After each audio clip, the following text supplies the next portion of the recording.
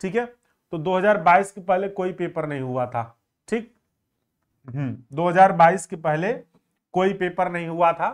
तो अब 2022 के जब पेपर हो गया तो उसी पैटर्न पर आधारित हम आपको क्या करेंगे, यहां पर पूरा का पूरा ये सॉल्व करवाएंगे। 2022 का भी क्वेश्चन भी इसमें ऐड किए हुए हैं, वो भी हम लोग देखेंगे। और देखिए इसमें क्या है ना, टोटल 6 चैप्टर है। कितने चैप्टर हैं? 6 चैप्टर हैं। और जो ये आज की क्लास है इसमें हम आपको सिर्फ 2 चैप्टर आज कवर करवाने वाले हैं। वैसे तो मैं इसमें 3 भी करवा देता, लेकिन काफी रात हो जाएगी तो आप लोग फिर वही होगा ना कि इधर उधर मिक्स हो जाना, तो इसलिए मैं सुबह और करवा दूंगा आपको। तो ठीक है, तो कल आपकी एक दो मतलब जो एक क्लास और होनी है।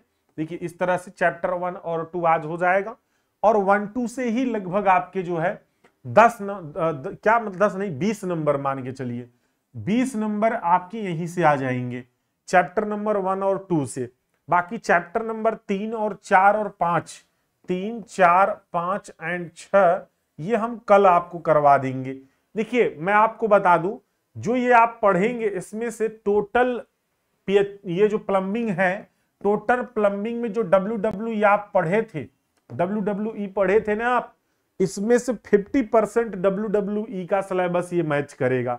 जैसे पाइप है, पाइप ज्वाइंट है, मैनहोल है, ठीक है, और तमाम ऑपरेटर्स हैं, अप्लायंसेस हैं, ठीक, सारी चीजें आप मैक्सिमम सीवेज सिस्टम है, ठीक, सब कुछ लगभग मैक्सिमम चीजें आप WWE का ही इसमें इंक्लूड किया गया है। तो ये आप अपने से भी लिख सकते हैं प्लम्बिंग वाले में, अगर कोई आप इसको देख रहे हैं। देखिए अगर अच्छे से आप WWE पढ़े थे तो आपको इसको पढ़ने में कोई प्रॉब्लम नहीं होगी, ठीक है। तो चैप्टर नंबर पहला से शुरू करते हैं, प्लम्बिंग है। प्लम्बिंग सब्जेक्ट आप लोग जानते हैं अच्छी तरह से, पहला और दूसरा फिर आगे बढ़ेंगे लेके, ठीक है। चलिए, और ध्यान से सभी ये क्वेश्चन को, जैसा क्वेश्चन सेट किया हूं इसी से मिलता जुलता या फिर इसी के पार्ट में भी अलग अलग पूछ सकता है आपसे एग्जाम में, ठीक है। ये जरूरी नहीं कि यही क्वेश्चन उठा के आ जाए, भाई उसके अंदर क्या कंटेंट दिए हैं उसमें से भी क्वेश्चन बन सकता है। इसीलिए थ्योरी आप अच्छे से कवर कीजिएगा, ठीक है। थ्योरी आप इसीलिए अच्छे से कवर कीजिएगा। क्लास को शेयर कर दीजिए, जो लोग प्लम्बिंग वाले हैं वो आ जाएंगे, ठीक है, क्योंकि प्लम्बिंग की क्लास, बहुत सारी क्लासेस, सभी सब्जेक्ट आप हर जगह पढ़ लेंगे, ये सब्जेक्ट आपको कोई टच नहीं करेगा। क्योंकि कहते नहीं है कि जहां पर व्यूज नहीं वहां पर कुछ नहीं, यही है मामला यूट्यूब पर इस समय। बात समझ रहे हैं? जहां पर व्यूज नहीं वहां पर कुछ नहीं। आई बात समझ में? ऐसा नहीं है, हम आपके लिए इसलिए लेकर आए हैं कि मैक्सिमम बहुत ज्यादा फोन मेरे पास आ रहे थे कि सर आप प्लम्बिंग भी पढ़ा दीजिए। तो हमने कहा चलो कहीं से भी कहीं से व्यवस्था करके आपके लिए लेकर आते हैं, तो ला दिए हैं। कहीं से किसी बुक से, कहीं किसी अपने नोट्स से, कहीं ना कहीं से आपके लिए कंटेंट ऐड किए हैं। क्लास के बाद आपको PDF ये मिल जाएगी सभी, ठीक है, एप्लीकेशन में, वहां से डाउनलोड कर सकते हैं फ्री में। चलिए क्वेश्चन को ध्यान से देखिएगा, एक बार यहां पढ़िएगा, फिर कल इसको अपना दोबारा रिवाइज करिएगा वीडियो को, और एकदम एग्जाम देके आइएगा। लिखिएगा कुछ भी, चाहे पूछे कुछ भी, लिखना कुछ भी है, ठीक है। एक नलकार, देखिए प्लम्बिंग, जो प्लम्बिंग को जो है, जो ऑपरेट करता है, बनाता है या फिर खोलता है, सही करता है ना, उसको हम लोग क्या बोलते हैं? प्लम्बर बोलते हैं। जैसे आपका जो लोहार होते हैं ना, लोहार किसको कहते हैं? जो लोहे को पीटता है, काटता है, ये सब काम, उसको हम लोग क्या कहते हैं? लोहार कहते हैं, ठीक। कपड़ा धोने वाले को हम लोग क्या कहते हैं? धोबी कहते हैं। उसी प्रकार से जो नल वगैरह बनाते हैं उनको हम लोग प्लम्बर यानी कि नलकार बोलते हैं, ठीक है। तो जो नलकार हैं वो अपना कार्य शुरू करते समय अपने औजार के प्रति क्या क्या सावधानियां लेनी चाहिए उनको, ठीक है। तो सावधानियां क्या क्या उनको बरतनी चाहिए जब वो प्लम्बर का कार्य करने आए, ठीक है, प्लम्बिंग का कार्य करने आए। तो इसमें पहला है, कार्य के लिए सभी आवश्यक औजार कार्य शुरू करने से पूर्व अपने पास सुनिश्चित कर लें। यानी जैसे आपके यहां काम करने जाना है, प्लम्बिंग का काम करने जाना है, तो वह पहले से सुनिश्चित कर लें कि उनके पास प्लम्बिंग से संबंधित सभी औजार हैं या नहीं है, तो वो सुनिश्चित कर लें। ऐसी सावधानी इसमें रखनी चाहिए। दूसरा है, घिसे पीटे जो पुराने औजार हैं उनको तुरंत बदल देना चाहिए। पुराने औजार से, उनको घिसे पीटे औजार से काम नहीं करना चाहिए, क्योंकि ये क्या होती है, हो सकता है कभी वहां पर कोई ऐसी दुर्घटना हो जाए, स्लिप कर जाए तो चोट वगैरह लग सकती है। तो इसलिए जो है घिसे पीटे औजार को तुरंत बदल देना चाहिए। प्रत्येक औजार का ध्यान से निरीक्षण यानी कि इंस्पेक्शन करना चाहिए। निरीक्षण यानी कि इंस्पेक्शन करें और इनके हैंडल तथा टिप को, धार को परख लें। अगर वो छीजल है, जैसे छीनी होती है, तो छीनी में क्या होता है, छीनी छीजल जानते हैं ना, जिससे कटिंग की जाती है, तो उसमें धार होती है। तो धार को चेक कर लेना चाहिए कि इसमें प्रॉपर वे में धार है कि नहीं, हैंडल वगैरह उसका ठीक ठाक है कि नहीं।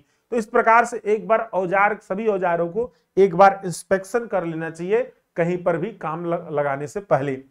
कार्य समाप्ति पर इस्तेमाल में लाए गए औजारों को पोंछ या फिर साफ करके सुरक्षित जगह पर या फिर बक्से में रख देना चाहिए। ऐसा नहीं कि खुले में छोड़िए, तो उसको जब भी काम समाप्त हो जाए उनको क्या करना है, अच्छे से सुरक्षित रख देना है पोंछ वगैरह के। ठीक है, लुब्रिकेंट लगाना है। अगर कोई औजार में जंग लगने लगता है तो उसमें लुब्रिकेंट लगा दीजिए। कहीं पर जैसे प्लास वगैरह है, प्लायर वगैरह है, जाम होने लगता है तो उसमें भी लुब्रिकेंट लगा दीजिए ताकि जाम नहीं होना चाहिए। जितनी चीजें हैं आप जानते हैं वो सब लिख दीजिए इसमें। ठीक है, औजार के ढीले पेचों को भी कस देना चाहिए इस तरह से। पांचवा है बच्चों को औजार से दूर रखें। किसी भी बच्चे को औजार खेलने के लिए मत दें। तो ये भी होना चाहिए, सावधानियां तो भाई औजार के प्रति बरतना चाहिए। ठीक है, बच्चे खिलौने की भांति कारीगर के औजार को भी खिलौना समझ लेते हैं, जिससे दुर्घटनाएं भी हो सकती है घर में, तो बच्चों को नहीं देना चाहिए। निजी औजार किसी अन्य कारीगर या श्रमिक को मत दें। कहेंगे सर ऐसा क्यों नहीं, देखिए अपने औजार अपने पास रखने चाहिए। किसी श्रमिक को दे देंगे, वो यूज करेगा, और अगर दिए भी हैं ना तो उनसे अगर आप ले रहे हैं तो लेकर उसको चेक भी कर लीजिए। कहीं ऐसा तो नहीं कुछ टूटा उटा हुआ है, बताए ही नहीं, आप रख लिए और फिर कहीं यूज करने गए तो पता चला कि आपको चोट लग जाएगा उसकी वजह से। तो इन सब चीजों को आपको ध्यान रख लेना चाहिए, या तो दीजिए ही ना, अगर दीजिए तो चेक कर लीजिए। नेक्स्ट है प्लम्बिंग संबंधी यदि नए औजार या सामान बाजार में आता है तो इसकी जानकारी रखें। और अब प्लास्टिक का युग है तो अनेक औजार कुछ जो पार्ट्स हैं उनके अब वो प्लास्टिक के बन रहे हैं, तो उस टाइप का आधुनिक औजार यूज करना चाहिए। हल्के भी होते हैं और मेहनत भी कम उसमें लगता है। तो औजार अच्छी क्वालिटी का रखें और उसको साफ सफाई समय समय से करते रहें। इस तरह से आप ये अपने मन से लिख सकते हैं। ठीक है, तो ये क्या था, औजार को रखते समय क्या क्या हम सावधानियां रखेंगे या औजार के प्रति क्या क्या सावधानियां बरतेंगे प्लम्बर, उसी के बारे में था।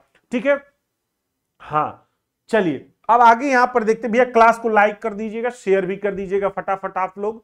ठीक है, कल आप लोग का प्लम्बिंग खत्म कर देंगे और जब आरएमबी या प्लम्बिंग का पेपर दे के आएंगे तो आप लोग की डीएससीएस की क्लास दोपहर 2 बजे से चलेगी। ठीक है, डीएससीएस एक थ्योरी एक दिन फिर न्यूमेरिकल, इसी तरह से। चलिए तो आगे यहां पर अब देखते हैं क्वेश्चन नंबर 2। ये क्वेश्चन देखिए 2022 में आया हुआ क्वेश्चन है ना, ये पेपर में पूछा हुआ क्वेश्चन है, बीटी यूपी 2022। ठीक है, ये 2022 सन लिखा है, इसका मतलब 2022 में ये क्वेश्चन पूछा गया था। ठीक है, देखिए क्वेश्चन बहुत इजी है, बस मैं आपको भी बता रहा हूं कि किसी एक दो औजार के बारे में आपको पढ़ना है, ज्यादा ध्यान देना है। पढ़ने तो हम सब पढ़ा देंगे आपको अभी, लेकिन इसमें आपको फोकस 2-4 ठो कर लीजिए जो कि फिगर भी आप बना सके रफली, बात समझ रहे हैं, ताकि ये ना हो कि क्वेश्चन छूट जाए।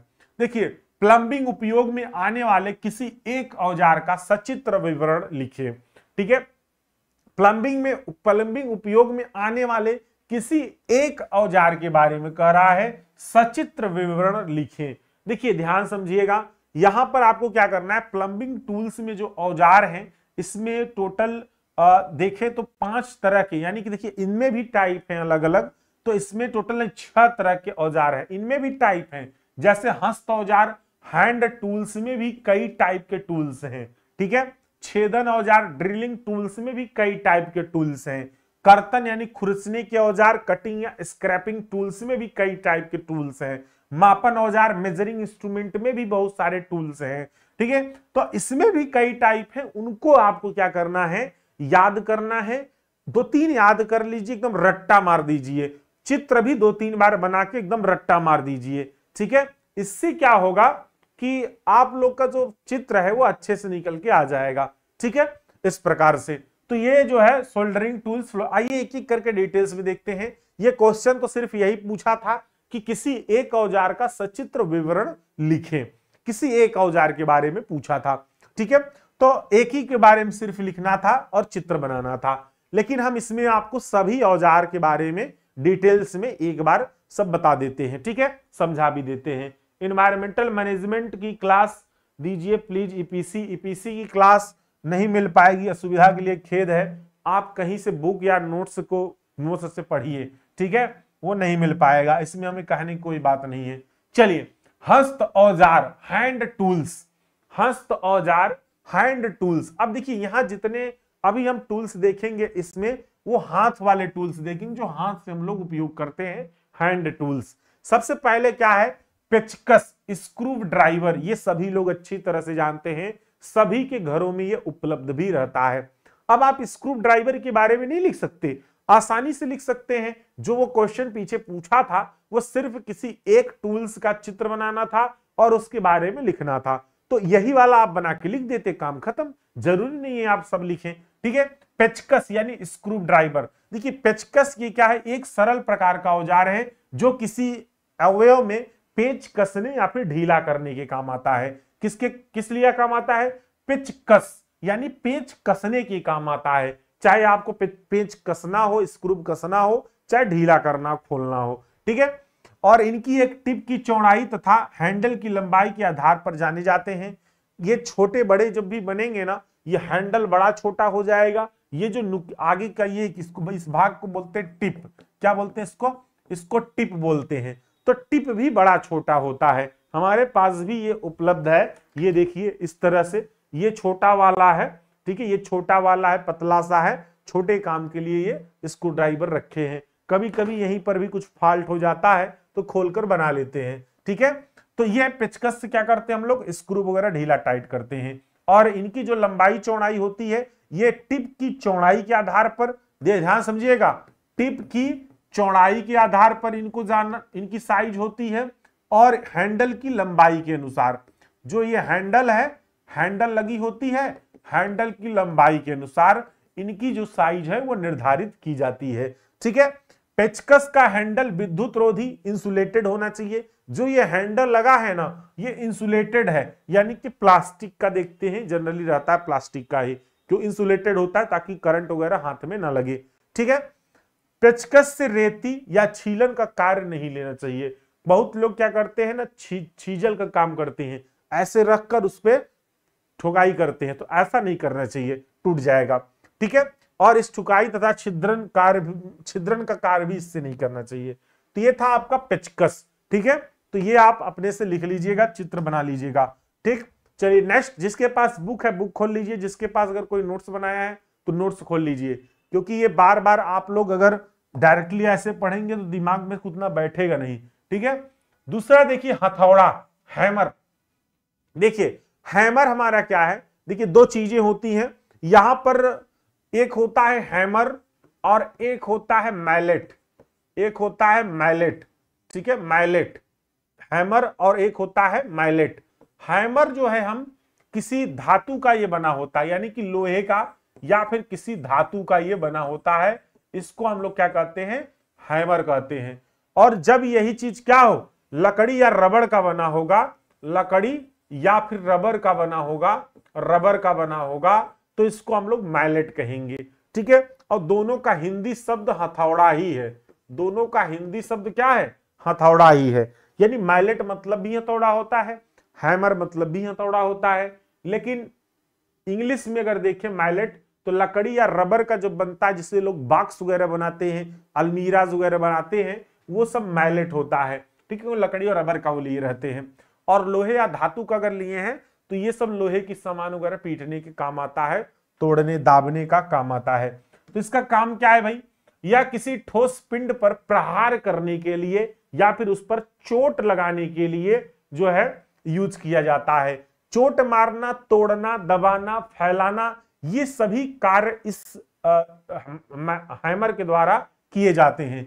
फिट करने के काम भी ये आता है। हथौड़े का साइज इसके पिन की आकृति और वजन पर निर्धारित किया जाता है। देखिए यहां पर ना ये दोनों, जैसे ये क्या है, ये हथौड़ा आपको दिख रहा है, कई टाइप के हथौड़े दिख रहे हैं। तो यहां पर इसका ये जो ऊपरी हिस्सा है ना, ये पिन होता है, ऊपरी और निचला हिस्सा, इसको क्या कहते हैं, पिन कहते हैं। तो पिन की आकृति कैसी है इस पर डिपेंड करता है।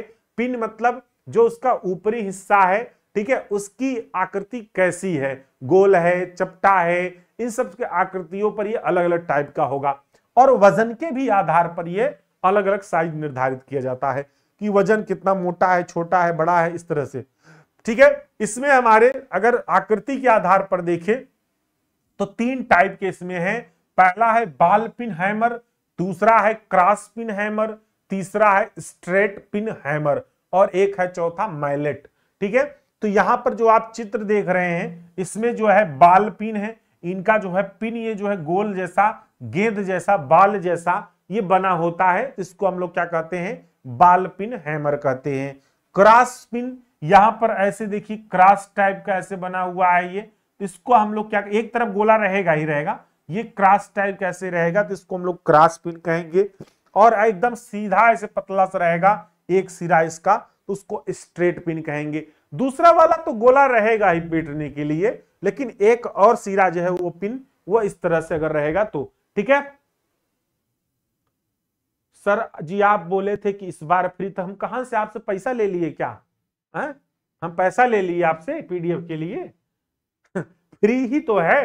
एप्लीकेशन पे जाइए, स्टडी मटेरियल में टच करेंगे, डाउनलोड हो जाएगा, फ्री ही तो है। हाँ, अब क्या चाहिए? मैलेट, ठीक है। तो मैलेट यहां पर क्या है, ये लकड़ी का होता है आपका, ये हल्का वजन वाला हथौड़ा होता है जिसका पिन क्या होता है, कास्ट या फिर जो है रबर का बनाया जाता है। ये जो पिन है ये कास्ट या रबर का बनता है। तो इस तरह से हमारे क्या है, हथौड़े जो है 3 टाइप के हथौड़े यहां पर देखने को मिलता है, ठीक है। कुछ लोग ना पीडीएफ के लिए ही यहां पर रहते हैं, मैं देखा हूं, सिर्फ उनको पीडीएफ मिल जाए पूरी जिंदगी कायनात मिल गई है, काम खत्म, ठीक है। पिछली बार नहीं दिए तो बहुत लोग परेशान थे। पाना या फिर स्पैनर, ठीक है, पाना या फिर स्पैनर, मैं बता दिया पीडीएफ कैसे मिलेगी। स्टडी मटेरियल है ना एप्लीकेशन में, ऐसे 3 लाइन है, उसमें टच करेंगे स्टडी मटेरियल, ठीक है, उसमें ही आपका फोल्डर बना हुआ है जो है MIQ 2.0 सीरीज के नाम से, उसमें आपके सब्जेक्ट वाइज सब मिल जाएंगे, ठीक है। तो जब क्लास खत्म होती है तभी आपको पीडीएफ मिलता है, पहले नहीं मिलेगा पीडीएफ, ठीक।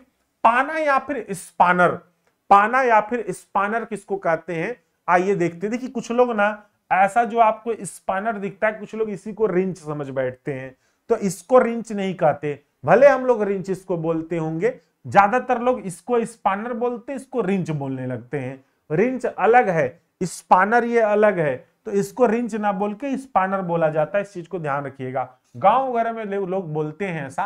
पाना या स्पैनर में ये औजार नलकारी में क्या होता है, प्लम्बिंग में क्या होता है आपका, बोल्ट हुआ, टोटियां हुई, वाल्व आदि की फिटिंग या कसने या खोलने के लिए जो है ये जो है स्पैनर काम आता है, ठीक है। तो नट बोल्ट खोलने के लिए, टोटियां खोलने के लिए, वाल्व को खोलने के लिए, कुछ फिटिंग्स आदि कसने या खोलने के लिए इस स्पैनर यूज किया जाता है। भीतरी पकड़ व्यास के आधार पर इसका पूरा सेट होता है। तो ये जो भीतरी पकड़ है अंदर वाला, इसी के डाया के आधार पर इसका पूरा सेट होता है, अलग अलग साइजों में ये उपलब्ध होता है, ठीक है। स्पैनर खुला मुंह वाला, ओपन एंडेड रिंग, तो ये क्या होता है, ये खुला मुंह वाला है। रिंग टाइप का रिंग स्पैनर है। और इस टाइप का देखिए होंगे बाइक वगैरह में एक ऐसे रहता है, इसको हम लोग बॉक्स स्पैनर बोलते हैं। ये बाइक में रहता है, ज्यादातर बाइक में देखने को मिलता है। जो ये बॉक्स स्पैनर वहीं पर लगाया जाता है जहां पर ये दोनों नहीं लग पाते हैं, ठीक है। ये जैसे कोई नट बोल्ट अंदर है कहीं पर, अंदर डाल के वो खोलने के काम आता है। या स्पार्क प्लग होता है ना बाइक में, स्पार्क प्लग खोलने के लिए बॉक्स स्पैनर का ही उपयोग किया जाता है, ठीक है, बाइक में जब स्पार्क प्लग होता है, ठीक है। तो एडजस्टेबल टाइप के भी इसमें मिलते हैं, बहुत सारे एडजस्टेबल वाले भी होते हैं। तो ये सभी क्या है, स्पैनर है, ठीक है। चित्र भी आपको दिख रहा होगा अच्छे से। नेक्स्ट हम लोग देखेंगे सरौता, प्लास, रिंच किसको बोलते हैं वो भी बताएंगे, अभी धैर्य रखिए बस। स्पैनर हो गया, सरौता या फिर प्लास। देखिए प्लास को हम लोग इंग्लिश में जो है प्लायर बोलते हैं। प्लायर अगर कोई आपसे कहा ना तो वो प्लास के ही बारे में कह रहा है, ठीक है। अब ये प्लास सब लोग अच्छी तरह से जानते हैं। इसमें 2 तरह के प्लायर होते हैं, मिलते हैं। एक देखे होंगे ये वाला बाइक वगैरह में मूवेबल टाइप का रहता है, ये बाइक वगैरह में देखने को मिलता है मूवेबल वाला, ठीक है। ये आगे पीछे करेंगे तो इसका जो जबड़ा है वो कम ज्यादा साइज का हो जाता है, ठीक है। और एक ये वाला तो सब लोग जानते, सबके घरों में होगा। इसमें क्या होता है कि इंसुलेटेड मटेरियल वाला यहाँ जो है, यहाँ पर जो है क्या लगाता है, हत्था इसका रहता है, और ये जो है जबड़ा रहता है। इसमें जो है ग्रिप भी रहता है, और कटिंग करने के लिए भी रहता है, जबड़े टाइप का पकड़ने के लिए भी रहता है। तो कई इसमें जो है अलग अलग पार्ट होते हैं, ठीक है। तो इसमें खुलने बंद होने वाले दो जबड़े होते हैं जिसमें वस्तु को पकड़कर रखा जाता है। प्लायर नट बोल्ट कसने के भी ये काम आता है, कील निकालने के काम आता है, तार जोड़ने के काम आता है, तार कट करने के काम आता है, तार मोड़ने के काम आता है, ठीक है। कील को जो है पकड़कर मोड़ने के काम मतलब बहुत सारे काम इसके हैं, जितना आपका मर्जी है लिख के भर दीजिए। इसके दोनों हस्त जो है हस्त थाम सिरे विद्युत रोधी इंसुलेटेड होते हैं। तो जो इसके दोनों हैंड हस्त कह सकते हैं कि हस्त थाम यानी कि जो हैंडल है इसका वो दोनों क्या है, विद्युत रोधी है। जिस वस्तु जाप को नंगे हाथों से पकड़ना हो जो है पकड़ना संकंटी होता है, जैसे विद्युत तारे प्लायर से काम लिया जाता है, क्योंकि वो करंट आप लग सकता है तारे वगैरह से, तो वहां पर हम लोग प्लायर ही यूज करते हैं, नहीं तो पता चला हाथ में करंट लग जाएगा, ठीक है। आई बात समझ में आ रहा है कि नहीं? हाँ, पूरा रिवीजन हो जाएगा प्लम्बिंग का, समझ में आ रहा है कि नहीं ये भी बता दीजिए। पूरा रिवीजन हो जाएगा कल, आज 2 चैप्टर को होगा, कल 4 चैप्टर को हो जाएगा, टोटल 6 चैप्टर है। रिंच देखिए, रिंच को हम लोग जो है इंग्लिश में डब्ल्यू आगे लगाएंगे, डब्ल्यू साइलेंट है तो ये रिंच हो जाएगा, ब्रिंच, ठीक है। तो रिंच ये रहा, जो आप लोग रिंच खुद बोलते हैं ना, वो रिंच ये रहता है, ठीक है, इस टाइप का। याद आया कुछ? रिंच वो वाला नहीं है जो ये वाला आप रिंच समझ बैठे हो, ये वाला रिंच नहीं है जो अभी बताया आपको, आप लोग ये वाला समझ जाते हो ना, ये वाला रिंच आप लोग समझते हो, ये वाला ऐसा रिंच नहीं होता, रिंच ये वाला है, ठीक है, वो स्पानर है जो अभी बताए। तो यह औजार पाइपों की चूड़ियां कसने, जो पाइप होती है ना, पाइप नल वाली पाइप होती है, तो पाइपों की चूड़ियां कसने के काम आती है, ढीला करने के काम आता है। यह एक जबड़ा स्थिर होता है और दूसरा मूवेबल होता है, आवश्यकता अनुसार दूसरा जबड़ा आगे पीछे खिसकाया जा सकता है, ठीक है। तो इसमें देखिए, इसमें एक चैन टाइप का भी होता है इस प्रकार से, तो चैन टाइप का भी रहता है, और एक एडजस्टेबल भी, यहाँ पर एडजस्टेबल 2 टाइप का है, ये उतना ज्यादा बड़ा नहीं होता, ये ज्यादा बड़ा होता है, ठीक है। तो इसमें पाइप रिंच, चैन रिंच, एडजस्टेबल रिंच, 3 तरह के रिंच हैं। पाइप रिंच इसको बोलते हैं, इसको चैन रिंच बोलते हैं, और इसको एडजस्टेबल रिंच बोलते हैं। और जो आप पीछे देखें उसको स्पानर बोलते हैं। स्पानर में ओपन स्पानर, रिंग स्पानर, ठीक है, तो ये बॉक्स स्पानर, तो ये रिंग आपके स्पानर है। आई बात समझ में कि नहीं? ठीक है, एप्लीकेशन पे पीडीएफ मिलेगा, ठीक है। नेक्स्ट हम लोग यहां पर ये देखेंगे ड्रिलिंग टूल्स, छेदन औजार, ड्रिलिंग टूल्स, छेदन औजार, ठीक है। तो ड्रिलिंग टूल्स में क्या है ये आप लोग अच्छी तरह से जानते होंगे। आजकल क्या है ना कि वो आ गया है आपका ड्रिल मशीन, उसी से सारा काम ड्रिलिंग होता है, तो है वही चीज ये भी। तो इसमें जो ये ड्रिल करते हैं ना, तो यही वाला बिट हम लोग लगाते हैं कि नहीं लगाते, बताइए। ये ड्रिल मशीन ऐसे ही तो रहती है, ऐसे ड्रिल मशीन ऐसे ही तो रहती है ना, ऐसे पकड़ने के लिए, क्यों? ऐसे तो ड्रिल मशीन है आपकी, उसी का ये तो भाग दिखा रहा है ना कट करके, ये देखिए जरा, उसी में हम लोग क्या लगा देते हैं, ड्रिल लगा देते हैं ड्रिल मशीन में। तो वही ड्रिल के भी बारे में यहां पर बताया जा रहा है। ये सैंक रहता है, इसी को इसमें ले जाकर टाइट कर देते हैं, कस देंगे और कस कर यूज करेंगे, है ना। तो यही ड्रिल ही क्या करते हैं, चेंज करते हैं। बड़ा छिद्र करना है तो मोटा वाला क्या करेंगे, मोटा छिद्र है तो मोटा वाला ड्रिल यूज कर लेंगे उसमें, छोटा और पतला करना है तो पतला यूज करेंगे, यानी जैसा डाया चाहिए उसी हिसाब से यूज करते हैं इसको। तो यह ड्रिल क्या है, यह ठोस पिंड वर्कपीस में गोलाकार छिद्र करने के काम आती है।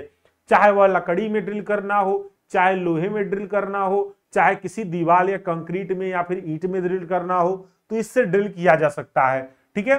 तो ये छिद्र करने के काम आता है। जहां छिद्र करना होता है वहां ड्रिल रखकर इसे बलपूर्वक हस्त बल द्वारा या फिर मशीन बल द्वारा जो है गोल घुमाया जाता है। ड्रिल की अग्र लंबाई में फ्लूट बनी होती है और ट्विस्ट ड्रिल का बिट घिस जाने पर इसे ग्राइंडिंग मशीन पर पुनः तीखा कर लिया जाता है। तो ये जो इसमें धार टाइप का होता है ऐसे से, ये घिस भी जाता है ड्रिल करते करते, तो ग्राइंडिंग मशीन से इसको धार भी बनाया जाता है इसमें। ठीक है, छोटे सैंक वाली ड्रिल स्लीव में फिट किया जाता है और बड़े टेपर्ड सैंक वाली ड्रिल को सॉकेट में फिट किया जाता है। तो ये कई टाइप की मार्केट में मिलती हैं, जैसा जरूरत हो उस हिसाब से इसको यूज किया जाता है। तो ये क्या था, आपकी ड्रिल थी। ड्रिल जो है ये ज्यादातर अब मैकेनिकली तरीके से यानी यांत्रिकी तरीके से ही अब सबसे ज्यादा यूज हो रहा है। ठीक है, ड्रिल आई बात समझ में। अब इसमें जो है हमारा क्या है, एक है आपका ड्रिल करने के लिए बिट ब्रेस, एक है बिट ब्रेस होता है। ठीक है, बिट ब्रेस कुछ इस टाइप का है, यानी कि ये देखे होंगे इस प्रकार से। इसमें क्या होता है जरा देखिए, ऐसे एक हैंडल यहां पर लगा रहता है और एक हेड ये रहता है, ऐसे हैंडल पकड़ के ऐसे से घुमाया जाता है ऐसे से। ठीक है, इस प्रकार से। और ये जो जा है ना, इसमें जा जहां छिद्र करना होता है, इस प्रकार से इसमें क्या करते हैं, इस प्रकार से इसमें जो है जो भी ड्रिल लगाना हो लगा देंगे और ये पकड़कर ऐसे घुमाएंगे तो ये स्थिर रहेगा, ये वाला घूमेगा इधर से उधर, ऐसे ऐसे ऐसे करेंगे तो ये ड्रिल करेगा। ठीक है, तो ये बिट रेस क्या है, यू आकार का हस्त औजार होता है जो छिद्र करते समय बिट या ड्रिल को पकड़े रखता है। तो ये ब्रेस दो प्रकार के हैं, तो जहां पर ड्रिल करना है ना वहीं पर ये यूज करते हैं। ये एक तरह से क्या है ना, बिट रेस जहां पर ड्रिल करेंगे उसी को ये पकड़े रखता है। जैसे ये ड्रिल आप यहां पर कर रहे हैं, ठीक है, ये मशीन है, उसी को आप फिट कर देंगे, दूर से पकड़े रहेंगे हाथ से ऐसे। ठीक है, तो उसी से ड्रिल होगा। ये सादा प्लेन ब्रेस होता है, एक होता है रैचेट ब्रेस। इसकी एक सिरे पर हेड लगा होता है, दूसरे सिरे पर छिद्र होता है, रैचेट व जबड़ा लगा होता है। इसे हैंडल से पकड़कर घुमाया जाता है। गियर चलित भी होता है, ड्रिल की तुलना में ब्रेस अधिक चौड़े और गहरे रहेंगे। और जो बिना गियर का भी होता है, मैनुअली भी होता है। और आजकल ना ये उतना जमाने में अब नहीं यूज होता, ज्यादातर अब जो मैं मैकेनिकली बताया आपको वही सबसे ज्यादा यूज होता है। ठीक है, सबसे ज्यादा वही यूज होता है। ठीक है, हाँ ठीक है, चलिए आगे अब हम लोग देखेंगे यहां पर कर्तन या खुरचने के औजार, कटिंग या फिर स्क्रैपिंग टूल्स। कटिंग या फिर स्क्रैपिंग टूल्स, सभी टूल्सों में ना दो दो तीन तीन टूल्स याद कर लीजिए। जैसे हैंड टूल्स था, उसके बाद कटिंग या स्क्रैपिंग टूल्स है, इसी तरह से और भी टूल्स आएंगे। तो सभी में से एक एक दो दो टूल्स याद कर लीजिए चित्र सहित। किसी का भी पूछ सकता है, नाम लेके भी पूछ सकता है। पिछली बार तो बिना नाम लिए पूछा था, कुछ और बना देता कोई, लेकिन अब की बार हो सकता है नाम लेके पूछ ले। आरी, हेक्सा, आरी जानते होंगे आप लोग। आरी में भी बहुत सारी आरियां आने लगी हैं। पहले खूब बड़ी बड़ी ऐसे आरी आती थी, ऐसे गांव के जो लोहार थे वह ऐसे ऐसे आरी यूज करते थे ना, ऐसे ऐसे वाली आरी थी बड़ी बड़ी, उसमें ऐसे हैंडल लगा हुआ रहता था, ऐसे पकड़ने के लिए बना रहता था, ऐसे बड़ी बड़ी आरी यूज करते थे पहले। अब क्या है, ये छोटी आरी आ रही है। अब इसमें जो है फ्लाई नट लगा होता है। आरी ब्लेड खरीद लेते हैं, आरी ब्लेड उसमें टाइट कर देंगे, मेरे पास भी कहीं रखा होगा काट तो पड़ा। ठीक है, तो आरी ब्लेड ही यूज कर देते हैं, उसको बोलते हैं हेक्सा। ठीक है, तो यह धातु या लकड़ी या प्लास्टिक की वस्तुओं को काटने की पतली दांतेदार पत्ती होती है। तो ये दांतेदार क्या होती है, पत्ती होती है, जिससे हम लोग क्या कर सकते हैं, किसी धातु को काट सकते हैं, लकड़ी को काट सकते हैं और प्लास्टिक किसी भी वस्तु को काट सकते हैं। ठीक है, प्लास्टिक के पाइप काटने के लिए आरी का उपयोग किया जाता है। अधिक प्रचलित आरी का ब्लेड 30 सेंटीमीटर लंबा होता है। जो सबसे ज्यादा मैक्सिमम लोग यूज करते हैं वो 30 सेंटीमीटर लंबा, ऐसे पतला सा मिलता है मार्केट में, 10-20 रुपया का ऐसे मिलता है मार्केट में। ठीक है, इसके ब्लेड पर प्रति सेंटीमीटर की लंबाई में 6 से 12 दांते होते हैं, यानी 1 सेंटीमीटर की लंबाई में 6 से 12 दांते बने रहते हैं, पतला पतला एकदम। ठीक है, पत्ती को फ्रेम में कसने के लिए जो है इसके हैंडल की तरफ फ्लाई नट लगा होता है। एक आरी वाला जो है फ्रेम भी आता है मार्केट में, क्योंकि आरी हाथ से पकड़ काटने में हाथ में भी आपकी चोट लग सकता है, तो इसलिए फ्रेम में इसको फिट करके आरी ब्लेड को दूसरी तरफ फ्लाई नट टाइट कर देते हैं। और आरी इसमें फ्रेम में क्या होता है, हैंडल बना होता है, हैंडल से पकड़ के काटने में काफी आसानी रहती है। ठीक है, तो हेक्सा जो है ब्लेड उच्च ग्रेड का टेम्पर्ड किया गया इस्पात का बना होता है ये स्टील का, और काफी टेम्पर्ड रहता है, जिससे क्या देखिए कभी कभी झटका लगता है, टूट भी जाता है। ठीक है। छेनी, छेनी अगर देखें छीजल, ये किसके घरों में ना होगा, मैक्सिमम लोग ये छेनी यूज करते हैं। इसमें आगे की तरफ एक कटिंग एज होता है, पीछे ये काफी मोटा रहता है, उसी पीछे वार करते हैं, ठोकते हैं तो आगे कोई चीज क्या होता है, कटता है। अगर कहीं पर लगा के, इसे कहीं पर रिवेट है, रिवेटिंग किया गया, अब रिवेट खुल नहीं रहा है तो रिवेट को काटना है तो इसको लगाएंगे और तुरंत क्या करेंगे, वार करेंगे तो तुरंत ही रिवेट वगैरह कट जाएगा। ठीक है। तो ये कटान वगैरह के लिए, धातुओं में कटान वगैरह के लिए ज्यादातर यूज किया जाता है। यह हस्त औजार धातु की सतह को काटने या छीलने के काम आता है, तो ये काटना और छीलना हो तो इसका उपयोग कर सकते हैं। छेनी का कटान सिरा जो है पंखी बेवेल्ट प्रकार का होता है, तो उसमें कटिंग एज बना होता है। ठीक है, बेवेल्ट टाइप का। कटान सिरा के आधार पर छेनी कई प्रकार के होते हैं, जैसे ये फ्लेट टाइप के होते हैं, केप होते हैं, राउंड भी होते हैं, नोज टाइप के होते हैं, डायमंड टाइप के होते हैं। जैसा जरूरत हो उसी टाइप की इनका जो कटिंग एज है होता है। कहीं कहीं पर देखो नुकीला टाइप का रखता है ना, कहीं पर छिद्र करना हो तो इसी को रखकर तुरंत पीट देते हैं छीनी को ही, तो वो क्या होता है, नुकीला टाइप का रहता है। ठीक है, पॉइंट टाइप का रहे, कुछ राउंड है, वो कैप टाइप का कहीं कहीं पर रहता है। पट्टे वगैरह पे देखे होंगे ड्रिल करने के लिए कैप टाइप का रहता है, पंच जैसा करते हैं ना, इस तरह से। तो बहुत सारे मार्केट में मिलते हैं ये सब। ठीक है। हाँ, इस तरह से ये जो है बहुत बहुत ज्यादा ये मार्केट में मिलता है। आगे देखेंगे हम लोग रेती यानी कि फाइल, रेती या फिर फाइल। ये सभी के गांवों में जो चारा काटने वाली मशीन होगी ना, चारा जिससे काटते हैं, तो वहां पर रेती जरूर रखते हैं गांव में। ठीक है, उससे धार लगाने के लिए होता है। मेन क्या होता है इसका, धार लगाने के लिए, या फिर किसी कठोर वस्तु की घिसाई करने के लिए होता है। रगड़ेंगे तो क्या होगा, चिकना होगा। धार भी तो इसी से लगाते हैं ज्यादातर। ठीक है। तो रेती कठोर सतह की घिसाई करने और चमकाने यानी पॉलिश के काम आती है। रेती कई मापों में, आकृतियों में बनाई जाती है।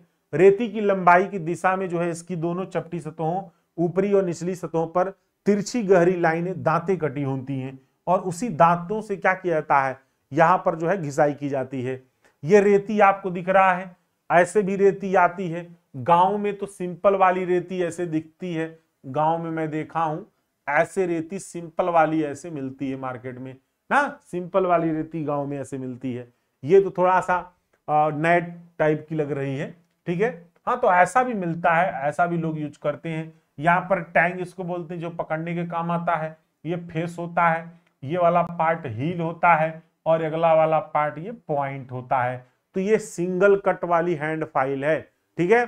और ये नॉर्मल, इसमें तो तिरछा तिरछा तिरछा तिरछा ऐसे से रहता है गांव में, जो यूज किया जाता है धार वगैरह लगाने के लिए, घिसने के लिए। ठीक है, आई बात समझ में, क्लियर है। चलिए, तो यहां पर आप देखेंगे तो ये काट फाइलें, ये काट लाइनें रफ अथवा महीन होती हैं।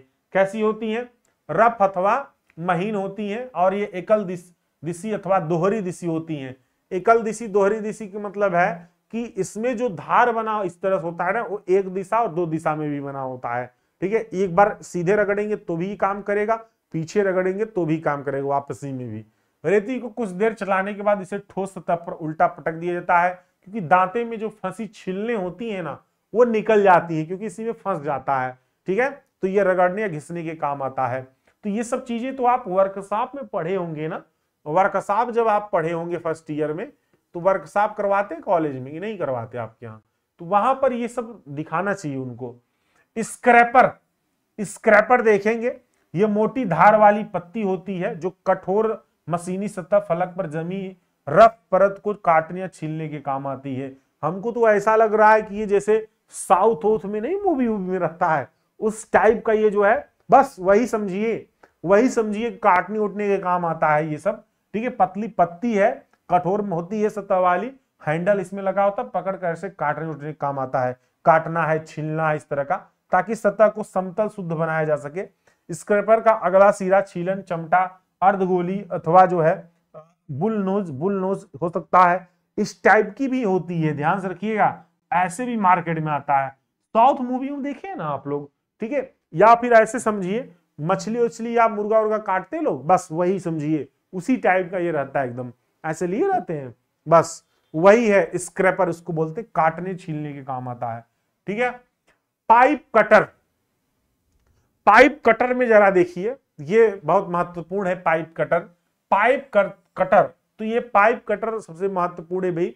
यहां पर देखिए जरा, यह औजार धातु के पाइप या फिर नलिकाओं को काटने के काम आता है। धातु की पाइप जब कटती नहीं है ना, तो इस तरह से पाइप कटर के थ्रू क्या करते हैं हम लोग, काटते हैं। ठीक है। कर्तन कई प्रकार के होते हैं, जैसे कि ठोस है, हुक है, चैन वाले। पाइप कर्तन से पाइप को काटना रहता है। देखिए जरा यहाँ पर पाइप कटर जो है, यहाँ पर देखिए ये इस तरह से एक हमारा हैंडल लगा होता है इस तरह से, और कटिंग रील यहाँ पर क्या करेंगे, ऐसे पाइप यहाँ पर अटैच कर देते हैं। एक चीज देखिए जरा सा, इसको ऐसे टाइट करेंगे। ये पाइप कटर है, इसमें पाइप ऐसे डाल दिए जबड़े में, और ये कटिंग रूल इसमें लगा हुआ है ऐसे, और ये क्या होगा, जैसे जैसे टाइट करते जाएंगे ये ऐसे ऐसे दबाता है, इसको कटता हुआ चला जाएगा। ठीक है। तो ये पाइप कटर ऐसे ही होता है। उसी का ऊपर वाले हिस्से से अगर देखें तो इस प्रकार से पाइप वाइस होता है। वाइस में ये टाइट कर दिया, वाइस से काटा नहीं जाता, वाइस में बस इसे टाइट कर देंगे उसे फिक्स हो जाएगा। फिर आरी ब्लेड से भी काट सकते हैं। ठीक है। तो वाइस एवं पाइप कटर, देखिए ये वाइस में क्या किए हैं, ऐसे फिक्स कर दिए, और इधर पाइप कटर से काट रहे हैं। ठीक है। तो वाइस जो होता है ना, पाइप वाइस, वो एक तरह से कह सकते हैं कि आधार होता है, उसमें पाइप को डालकर उसको क्या करते हैं, फिक्स कर देते हैं। ठीक है। एक तरह से आधार होता है। ठीक है। हाँ, 4th सेमेस्टर की क्लास आपकी चलेगी 28 तारीख को। ठीक, क्योंकि इनका पेपर है परसों, तो इसलिए इनका चल रहा है अभी। हाईवे चलेगा आपको 28 को, 28-29। ठीक है। चलिए, हंसतारी की तुलना में सरल पड़ता है और समय भी कम लगता है। जो हम लोग हैंड फाइल से जो काटते हैं ना, हैंड फाइल, अच्छा वो तो रहती है फाइल नहीं, आरी आपका जो है वो हेक्सा है, तो जो हैंड हेक्सा काटते हैं उससे तो ये काफी सरल रहता है और समय भी कम लगता है। ठीक है। काटे जाने वाले पाइप को जो है पाइप वाइस में कसकर थामा जाता है और कटर से काट लिया जाता है। ठीक है। पाइप वाइस क्या है, देखिए पाइप वाइस क्या होता है, ये पाइप को कसकर थ्रेडेड काटी जाती है। इसी में क्या करेंगे हम लोग, ये एक तरह से आधार होता है, इसी में क्या होता है, जबड़ा रहता है दो, और उसी में फिक्स करके बहुत टाइट कर देते हैं, वहीं पर पाइप टिका रहेगा। ठीक है। अन्य कार्य के लिए पाइप छड़ को इसमें कसा जाता है। इसमें 2 अर्धगोलाकार जबड़े होते हैं, 2 जबड़ा होता है और उसी में फिट कर देते हैं, जैसे हमने पीछे दिखाया, जिनमें रखकर पाइप को कसा जाता है। तो ये बहुत इजी है, इसमें कुछ नहीं है। पंचिंग करने के लिए भी होता है उपकरण एक, जो कि पंच वगैरह करना है, कहीं पर छिद्र करना है, या फिर किसी नोकदार, इसमें आगे नुकीला निकला रहता है, ये देखिए 30 से 60 डिग्री पर ऐसे 30 से 60 डिग्री पर ये नोक बना रहता है, 30 डिग्री से 60 डिग्री के बीच। ठीक है। नोक बना रहता है आगे, और ये जो है पीछे से इस पर ठोंक लगाएंगे। किसी भी धातु में अगर छिद्र करना हो तो इसके द्वारा क्या करते हैं, छिद्र कर लेते हैं। तो उपकरण मोटी छड़ का बना होता है, जिसका अगला नोकदार सिरा धातुओं पर ड्रिल किए जाने वाले पॉइंट्स लगाने के काम आता है। तो कहीं पर बहुत जो धातु है ना, किसी धातु का जो है क्या होगा, मेंबर पर क्या होता है, ये ड्रिल किया जाता है इसके द्वारा। ये 2 प्रकार के हैं, पहला है प्रिंग पंच, दूसरा है सेंटर पंच। ठीक है। प्रिंग पंच और सेंटर पंच 2 प्रकार के हैं। तो ये पंच देखे होंगे मार्केट में लोग यूज भी करते हैं। ठीक है। एक यहां पर एक है स्क्राइबर या स्क्रीबर कह सकते हैं, स्क्रीबर भी पंच से कुछ मिलता जुलता, जैसे इंजेक्शन टाइप का नहीं दिख रहा है ये। ठीक है। और ये जाम मशीनिंग करने से पहले रेखाएं लगाने का काम आता है। जैसे क्या होता है ना, कि जैसे मान लीजिए कि बॉक्स वगैरह लोग बनाते हैं, बड़े बड़े बॉक्से बनाते हैं या अलमीरा बनाते हैं, तो उसमें ये इस तरह से चद्दर होती है। अब चद्दर में तो कोई वो पेंट मतलब कैसे स्क्रैच करेंगे, तो इसके लिए क्या करते हैं, स्क्रैबर यूज कर लेते हैं। तो ऐसे निशान बनाने के काम आता है, ऐसे ऐसे खरोच लग जाता है इसके थ्रू। ठीक है। स्क्रैबर के थ्रू। ठीक है। चलिए, अब ये मेजरिंग इंस्ट्रूमेंट है। बाकी देखिए, अब ये जो है मेजरिंग इंस्ट्रूमेंट, ये आपको एक्स्ट्रा पढ़ा रहे समझिए। ठीक है। जो मेन था वो खत्म हो गया आपका, मेजरिंग इंस्ट्रूमेंट में आ गए। ये मापने वाले उपकरण है। क्या, मापने वाले उपकरण है ये। जैसे पहला है इसमें माइक्रोमीटर। ये अंग्रेजी के पी अक्षर नुमा उपकरण होता है। देखिए अंग्रेजी के पी अक्षर ऐसे होता है पी, उसी के जैसा ये एकदम रहता है। ठीक, और यहां पर देखिए जरा ध्यान से, यहां पर ये क्या है हमारा, ये फ्रेम है, इस पर पूरा फ्रेम होता है और इसमें यहां पर एक जबड़ा ऐसे निकला होता है जिसको हम लोग एनविल बोलते हैं, और ये स्पिंडल टाइप का रहता है। ठीक है इसमें, और ये स्लीव यहां पर कटा रहता है। ठीक है, तो ये जो है शुद्धता से चौड़ाई या मोटाई नापने के काम आता है। जैसे कोई बहुत मोटी प्लेट है और मोटी प्लेट को मापना है कि कितनी उसकी मोटाई है, तो उसी में से डाल के और इसी में बीच में डाल देंगे और यहां पर क्या करेगा, इधर रीडिंग बता देगा कि कितना मोटा है ये। ठीक है, तो माइक्रोमीटर यहां पर दो प्रकार का होता है। तो ये हमारा पहला है बाहरी माइक्रोमीटर, आउटसाइड माइक्रोमीटर, और इनसाइड माइक्रोमीटर। ठीक है, तो ये बाहरी साइड वाला है, यानी कि बाहर की तरफ मेजर करने वाला है। एक अंदर भी आता है, अंदर छिद्र में डालकर मेजर करने वाला। ठीक है, और जो ये स्लीव है, ये जो स्लीव आप देख रहे हैं ना, इसी स्लीव पर एमएम में बताया ना, इसी में रीडिंग पढ़ते हैं एमएम में जो है, और थिम्बल पर इसमें 10वें अंश तक पाठ्यांक पढ़े जा सकते हैं। ठीक है, तो 10वें अंश तक जो है यहाँ पर पाठ्यांक हम लोग पढ़ सकते हैं रीडिंग, ये मेजरिंग है। देखिए आप लोग फिजिक्स जब पढ़े होंगे, अब पॉलिटेक्निक में पता नहीं, उसमें तो फिजिक्स में तो कुछ पता ही नहीं होंगे, लेकिन इंटर कॉलेज पढ़े होंगे या हाई स्कूल में, तो कैलिपर्स वहां पर पढ़े होंगे आप लोग। ठीक है, क्या पढ़े होंगे, सब सिलेबस के अकॉर्डिंग ही, सिलेबस ही तो चल रहा है भाई, और क्या चल रहा है, सिलेबस ही तो पढ़ा रहे हैं। अब 6 चैप्टर है, उसमें भी क्या बाहर से या क्या छोड़ना, ये सब क्या कौन पढ़ाएगा। जो महत्वपूर्ण है या वैसे ज्यादा उसमें है ही नहीं, टोटल दोनों चैप्टर का मिलाओगे तो एक मतलब चैप्टर नंबर 1 में ही सिर्फ 2 ही क्वेश्चन बनेगा, चैप्टर नंबर 2 में भी 3 क्वेश्चन बनेगा, बस खत्म काम। तो बहुत ज्यादा लंबा चैप्टर नहीं है सब, लेकिन हाँ अंदर कंटेंट थोड़ा सा ज्यादा है। ठीक है, कैलिपर्स, कैलिपर्स की अगर बात करते हैं, ये 2 जबड़ों वाला एक नापक उपकरण है या मापक उपकरण है कह सकते हैं। किसी भी घटक की शुद्धता से मोटाई बाहरी और भीतरी नापने के काम आता है। कैलिपर्स 2 प्रकार के हैं, एक भीतरी कैलिपर्स और एक बाहरी कैलिपर्स। देखिए यहां पर जो है ये कैलिपर्स ये रहा, ठीक है, ये कैलिपर्स है। आउटसाइड कैलिपर्स ये रहा आपका इस तरफ, और इनसाइड कैलिपर्स ये रहा। ठीक है, तो आउटसाइड कैलिपर्स और इनसाइड कैलिपर्स एक ही इसमें रहता है। ठीक है, घुमा के बस मेजर कर लेते हैं। ठीक है, तो बाहरी कैलिपर्स, भीतरी कैलिपर्स, भीतरी कैलिपर्स के दोनों जबड़े बाहर को और बाहरी कैलिपर्स दोनों जबड़े अंदर की ओर। ठीक है, तो जो बाहरी कैलिपर्स है देखिए इस तरह से ध्यान समझिएगा।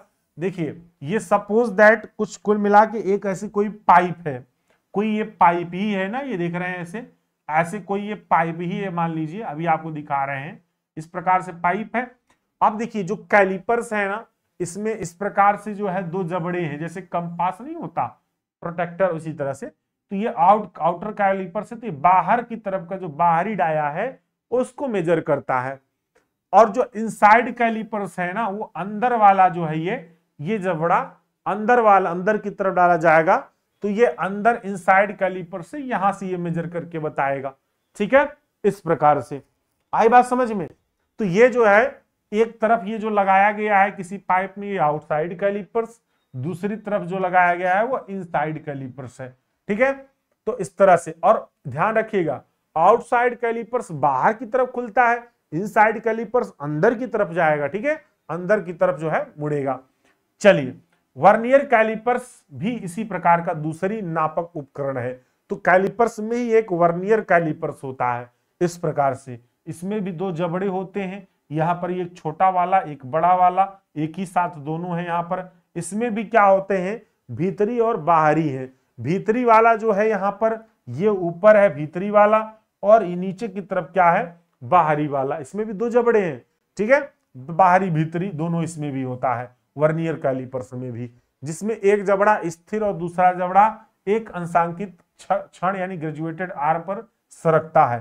तो ये ग्रेजुएटेड आर्म होता है, और इस तरह से पट्टी होती है, ये वाला जबड़ा और ये वाला जबड़ा, यानी 2 जबड़े जो नीचे वाले उसमें से एक फिक्स रहता है, दूसरा आगे पीछे खिसकता है। ऊपर वाले में भी यानी भीतरी जबड़े में भी एक फिक्स रहता है, दूसरा वाला आगे पीछे खिसकता है। कुल मिला के यहां पर यह समझना है कि जो उपकरण है, उपकरण कैसा है, क्या काम है उसका, यही बस लिखना रहता है। क्या उपकरण है, क्या उसका काम है, कैसा है, वही बस लिखना है और कुछ नहीं लिखना है इसमें। ठीक है। अदर इंस्ट्रूमेंट, अदर इंस्ट्रूमेंट में अगर यहां पर देखिए वो खत्म हो गया, माप मेजरमेंट वाले था। अब ये अदर उपकरण है, बहुत सारी ऐसी मशीनें होती हैं जो प्लम्बिंग में काम आती हैं। ठीक है। जैसे एक पाइप बेंडर, कभी कभी पाइप को बेंड करना होता है। ठीक है। जैसे कर्व टाइप में, मान लीजिए ऐसे सीधी पाइप है और अभी मुझे जरूरत है एक थोड़ा सा इसको बेंड करने की। ठीक है। तो भाई ये बेंड करना है तो ऐसे बेंड कैसे बनाओगे, इस पाइप को बेंड करना है तो सीधे क्या ठोक दोगे तो पिचक नहीं जाएगा ऐसे। तो इसके लिए क्या होता है, यहां पर जो है एक रील टाइप का यहां पर लगा रहता है, बीच में ऐसे पाइप डालकर, और ये हाइड्रोलिक सिस्टम रहता है, जैक लगा होता है, ऐसे से जैक से घुमाएंगे तो ये प्रेस करेगा, और जब प्रेस करेगा तो इस प्रकार से पाइप हमारा बेंड हो जाएगा। ठीक है। और पाइप पिचकेगा भी नहीं, अच्छी तरह से बेंड हो जाएगा। तो ये जो है क्या होता है, एक द्रव चलित हाइड्रोलिकली ऑपरेटेड जैक है जो लौ पाइपों को वांछित गोलाई या कर्व में मोड़ने के काम आता है। तो ये सबसे बड़ा फायदेमंद है पाइप बेंडर। ठीक है। एक होता है हमारा bench drilling machine. Bench drilling machine क्या होता है, ये फिक्स होता है, कहीं पर भी रख देते हैं, और ये वर्क टेबल है, इसी पर हम लोग जैसे मान लीजिए कि देखे होंगे यूट्यूब पर तमाम देखते रहते हैं कि आपको छिद्र करना है प्लेट में।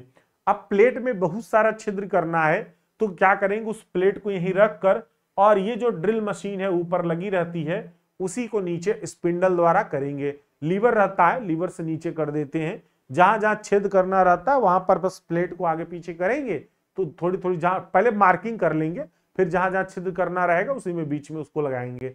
तो बड़े ड्रिलिंग कार्यों के लिए, जैसे बहुत ज्यादा ड्रिल करना है, तब उसके लिए मशीन को कार्य कर जो है मेज वर्क यानी टेबल पर क्या करेंगे, स्थापित कर दिया जाता है, ताकि छिद्र कार्य सरलता से तेजी से संपन्न हो सके। ठीक है। रेडियल आर्म वाली ड्रिलिंग मशीन का आवश्यक होने पर ड्रिलिंग हेड को अपने स्तंभ के प्रति घुमाया जाता है तथा ऊपर नीचे सरकाया जाता है। तो ये जैसा जरूरत होगा उसी हिसाब से ऊपर नीचे करेंगे। लेकिन इसमें मैं देखा हूं काम करते हुए कि ज्यादातर जो वर्क पीस है उसी को आगे पीछे थोड़ा सा कर देते हैं और ये फटाफट ड्रिल करता रहता है। यूट्यूब पर आप देखेंगे तो जो है दिखता भी रहता है ये बहुत सारा। बेंच वाइस अभी जो बताएं आपको, आपके यहाँ कॉलेज में भी वर्कशॉप में बड़े बड़े टेबल होंगे और उसी पर बेंच वाइस को देखे होंगे टाइट किया गया होगा। बेंच वाइस का काम ये होता है कि कोई भी जॉब है, जैसे आप लकड़ी का कुछ कट कर रहे हैं, पाइप का कुछ कट कर रहे हैं, या फिर कोई छड़ का कुछ कट कर रहे हैं, कोई भी जॉब अगर आप उसमें कर रहे हैं तो इनके दोनों जबड़ों में क्या करेंगे, ले आकर फंसा के टाइट कर देंगे। और ये मूव नहीं करेंगे तो आप अच्छी प्रकार से उसको घिस सकते हैं, कट कर सकते हैं। तो ये सब काम इसमें कर सकते हैं। तो इसमें भी क्या है, आपके दो समांतर जबड़े हैं और इन्हीं जबड़ों के बीच हम लोग क्या करते हैं, किसी भी जॉब को इसी में फंसाकर और इस तरह से हैंडल द्वारा उसको टाइट कर देते हैं और फिर इस पर हम लोग कोई भी वर्क कर सकते हैं। ठीक है। तो ये क्या है हमारा, ये जो है हमारा क्या बेंच वाइस होता है। ये सबसे सभी कॉलेजों में लगभग बेंच वाइस देखने को मिलता है। ठीक है। सभी कॉलेजों में लगभग बेंच वाइस है। थ्रेडिंग डाई, ये आप लोग नहीं देखे होंगे, चूड़िया काट डाई या फिर जो है इसको बादिया भी बोलते हैं, थ्रेडिंग डाई बोला जाता है। देखिए बहुत सारी ऐसी पाइप होती है ना, सिंपल पाइप होती है, इस पाइप में अगर चूड़ी यहां पर ऐसे काटना है चूड़ी, ठीक है, तो इसी डाई का ही उपयोग करेंगे। डाई में क्या होता है कि इस प्रकार से यहां पर जो है स्क्रू लगा होता है, सेट स्क्रू होता है। आपको क्या करना है, जैसा वहां पर आपको चूड़ी बनाना, जितने साइज का बनाना है, इस सेट स्क्रू को द्वारा हम लोग क्या करते हैं, कम ज्यादा कर सकते हैं। और फिर ये सेट करके छोड़ देंगे और फिर ऐसे से घुमाएंगे, ऐसे से रख के, तो जैसा चाहेंगे वैसा चूड़ी कट जाएगा। ठीक है। और फिर उसी में नट, जैसा भी आप पाइप चाहे पाइप फिट कर दे, सॉकेट चाहे सॉकेट फिट कर दे। तो इस तरह से इसमें क्या होता है, डाई ये जो पाइप वगैरह में ज्यादा देखने काटने को मिलता है। तो यह बोल्ट है, क्षण या बाहरी चूड़ियां काटने के काम आती, बाहरी चूड़ियां ही बस ये काटता है। ठीक है। तो ये die, split die, half die, समायोजक यानी स्क्रू प्लेट डाई, कई प्रकार की डाई मार्केट में मिलती है। एक दो चक्कर घुमाने के बाद डाई को एक चक्कर उल्टा घुमाए ताकि धातु के चिप्स छिलका टूटकर बाहर निकले। तो जब चूड़ी काटेगा तो छिलका तो निकलेगा ही ना, जब छीलेगा तो छिलका तो निकलेगा ही। आलू छीलोगे तो आलू में तो छिलका निकलता है। तो चूड़ियाकार डाई बाहर आकार की ओर गोल चौकोर खटकोणी नलिकानुमा भी हो सकती है। तो कई टाइप के भी ये मिलती मार्केट में, ठीक है। तो डाई वगैरह जो ज्यादातर जो हैंडपंप वगैरह बनाते हैं या फिर जो प्लम्बिंग टूल्स वाले होते हैं वो डाई जरूर लिए रहते हैं, ठीक है। हाँ, अब ये देखिए ये जो है निपूरण टांकी है। निपूरण टांकी क्या होता है जरा देखिए। कॉल्किंग टूल्स ढलवा लोहे की पाइपों का एक सिरा सॉकेट और दूसरा सिरा स्पाइगॉट प्रकार का होता है। पाइपों को लंबाई में जोड़ने के लिए सॉकेट सिरा अगले पाइप की स्पाइगॉट सिरे में ठूस कर जोड़ लगाया जाता है। जोड़ के जैसा बनाने के लिए स्पाइगॉट सॉकेट के रिक्त में पिघला हुआ लेड भरा जाता है और इस कॉकिंग औजार को क्या करते हैं, धीरे धीरे ठोक कर अच्छी तरह से दबा या भर दिया जाता है, ठीक है। 150 mm व्यास के पाइप के जोड़ के लिए 4 किलोग्राम सीसा लगता है और निरूपण टांकी जो टांकी क्या होती है वहीं पर यूज किया जाता है।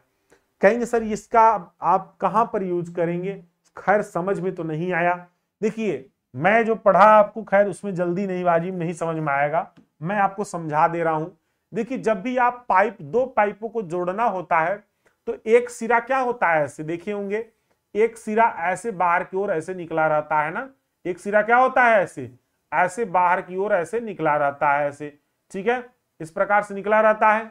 दूसरा सिरा ऐसे ये रहता है, इस प्रकार से पाइप का दूसरा सिरा ऐसे आगे चला जाता है। तो ये जो बाहर की तरफ ऐसे थोड़ा सा साइज बड़ा रहता है इसको हम लोग सॉकेट बोलते हैं। पाइप में क्या बोलते हैं, सॉकेट। इसको बोलते हैं हम लोग स्पाइगॉट, जो है स्पाइगॉट बोलते हैं। तो सॉकेट के अंदर स्पाइगॉट ऐसे अंदर चला जाता है। अब इसमें क्या होता है, हम लोग क्या भरेंगे, लेड भरते हैं ना इसमें। अब ये पाइपें कौन सी पाइपें होती, बहुत बड़ी बड़ी पाइपें होती, ढलवा लोहे की पाइपें होती हैं जो जमीन के अंदर डाली जाती हैं। तो इसमें क्या होता है, लेड किनारे किनारे पर अंदर डालने के बाद उसमें भरा जाता है। तो लेड जब भरते हैं ना तो उनको भरने के लिए क्या होता है, भर तो दिए, अब अंदर ठोकना है तो हम लोग ये कॉकिंग टूल्स यूज करेंगे। कॉकिंग टूल्स क्या होते हैं, आगे थोड़ा सा नुकीला टाइप के रहते हैं, इसमें लगाकर और ऐसे ऐसे ठोक देते हैं तो ये क्या होते हैं, लेड अच्छी प्रकार से अंदर ठूस जाते हैं, ठीक है। आई बात समझ में। तो कॉकिंग टूल्स का काम क्या है, किसी भी पाइप ज्वाइंट में जो लेड होता है, लेड को ठूसने और भरने के काम आता है, या फिर जो जूट है, जूट को भी ठूसने या भरने का काम करता है कौन, कॉकिंग टूल्स, ठीक है। तो कॉकिंग टूल्स का काम क्या है, समझ में आ गया होगा, ठीक है। सोल्डरिंग आयरन, सोल्डरिंग आयरन सभी लोग जानते होंगे अच्छी प्रकार से, इसमें कोई बताने की बात नहीं है, ठीक है। देखे होंगे लोग सोल्डरिंग आयरन यूज करते हुए। धातु के दो जो है पात्रों को आपस में जोड़ने के लिए उनकी दोनों किनारी के मध्य भराव यानी धातु सोल्डर की परत रखकर तापित सोल्डरिंग आयरन से टांका लगाया जाता है। सोल्डर कम ताप पर पिघलने वाला अलॉय धातु एलॉय नॉन फेरस मेटल होता है। तो यहां पर जैसे आप लोग एक तरह से मैं आपको बताऊं, जैसे आप जाएंगे जब कोई भी इलेक्ट्रॉनिक्स का जो भी कोई देखिए मोबाइल वगैरह बनाता है या फिर टीवी बनाता है या ट्रांजिस्टर बनाता है, तो वहां पर वो सोल्डर रखा रहता है, ऐसे रहता है, हीट होता है, उसमें जो है रांगा लगाकर ऐसे जोड़ा क्या करता है, कहीं पर भी कोई तार टूटा है कुछ है तो उसको जोड़ता रहता है। बस उसी तरह से, बस बड़ा है थोड़ा सा ये, ठीक है, सेम उसी तरह से बस बड़ा है। बस यही है कि प्लेट वगैरह में टांका लगाने का काम आता है। कोई हमारा प्लेट वगैरह है, ठीक है, कोई जो है पतले पतले एकदम चद्दर होते हैं तो उनको टांकी लगाने का काम ये करता है, ठीक है, सोल्डर। तो ये थोड़ा सा बड़े लेवल पे बस होता है, लेकिन सेम उसी तरह से ये भी रहता है, ठीक है। देखिए यही सेम है। प्लम्बर सोल्डर को क्या करता है, सीसा व टिन का मिश्र होता है नर्म सोल्डर, जिसका पिघलन बिंदु 200 डिग्री से 300 डिग्री के मध्य होता है, ठीक है। तो ये 200-300 डिग्री के मध्य ये जो है गर्म होगा, और इसमें नर्म सोल्डर में जो है सीसा व टिन का मिक्सचर होता है, जिससे क्या होता है, पिघलता है, और फिर इससे हम लोग टांकी लगा सकते हैं। वेल्डन तथा सोल्डरिंग दोनों का कार्य एक ही दो मेंबर को आपस में जोड़ना होता है। चाहे वेल्डिंग करवाइए चाहे सोल्डरिंग करवाइए, बात वही है, जैसे वेल्डिंग करते हैं वैसे सोल्डरिंग भी करते हैं। तो ये चैप्टर नंबर 1 खत्म हो गया। आप सोचिए एक ही क्वेश्चन में कितने चीजें थी, और एग्जाम में वो पूछा भी है, यानी कि एग्जाम में आपसे पर्टिकुलर किसी एक ही टूल्स के बारे में पूछ सकता है, या फिर सिर्फ लिख देगा कि हाँ 2 टूल्स के नाम बताइए, या टूल्स कौन से होते हैं, चित्र बनाकर वर्णन करिए, इस तरह से कुछ भी पूछ सकता है आपसे, कोई निश्चित नहीं है। जो पिछली बार पूछा तो वो बता दिए। Question number 3। अब चैप्टर नंबर हम लोग यहां पर सेकंड में आ गए हैं। किस में आ गए? चैप्टर नंबर सेकंड में। अब ये बहुत महत्वपूर्ण है क्योंकि इससे 2-3 क्वेश्चन बना हुआ है। चैप्टर नंबर 2, ठीक है। जल्दी जल्दी इंपॉर्टेंट पढ़ाते हुए आगे बढ़िए। अरे वही तो कर रहा हूं, क्या उड़ के चला जाऊं अब आसमान में? हाँ, अरे वही कर रहा हूं जो आप चाह रहे हो। आप जो चाह रहे हो अब कितना भी है तो भाई टोटल कितने क्वेश्चन आते हैं? 15 क्वेश्चन एग्जाम में आते हैं। कितने क्वेश्चन आते हैं? 15 क्वेश्चन एग्जाम में आते हैं। और करने कितने होते? 10। अगर हम 30 क्वेश्चन ना पढ़ाएं या 20 क्वेश्चन ना पढ़ाएं तो बेकार है। अभी हम तीसरा क्वेश्चन पढ़ा रहे हैं। हाँ बताओ, 15 क्वेश्चन एग्जाम में आते करने के लिए, उसमें से 10 करने होते हैं। फिर भी आप चलिए पढ़िए भैया, इतना जल्दी पढ़ना था तो फिर बेवजह आप पॉलिटेक्निक करने लगे। पढ़िए, समय दीजिए, अभी समय है, भागिए मत। आज रात, कल दिन, परसों, कल रात, परसों पेपर है। पढ़िए, छोड़िए मत, भागिए मत। इसी सब से आएगा, कहीं और से नहीं आएगा। ये पक्का आएगा क्वेश्चन, देख लीजिएगा। आया है ना, देखिए 2022 में। जल ले जाने वाले 4 पाइप के नाम दें तथा उनकी आपस में तुलना करें। तो चाहे 4 पाइप का नाम पूछ ले, चाहे 5 पाइप का नाम पूछ ले, चाहे 3 पाइप का नाम पूछ ले, तो नाम तो पूछ रहा है। उनकी आपस में तुलना करें, इसका मतलब डिफिनीशन भी पूछ रहा है। तो ये तो क्वेश्चन 1 हो गया। जो पेपर 2022 में क्वेश्चन पूछा था, अभी जस्ट पिछली बार 2022 में जो क्वेश्चन पूछा, वो क्वेश्चन क्या पूछा है कि जीआई पाइप के स्थान पर कह रहा है ग्लेवेनाइज्ड आयरन पाइप होती है ना, जीआई पाइप। तो जीआई पाइप के स्थान पर पीवीसी पाइप का उपयोग किस कारण होने लगा है, आपको इसके बारे में बताना है। तो भैया मैं बताऊं आपको, अगर ऐसा लिखना हो तो आप पीवीसी पाइप के बारे में जितने गुण हैं उसके, वो सब लिख डालिए, काम खत्म, वो अपने आप ही क्लियर हो गया। तो जितना पीवीसी पाइप के बारे में आप गुण जानते हैं वो लिख डालिए, क्योंकि वो जीआई से बेटर ही होंगे पीवीसी।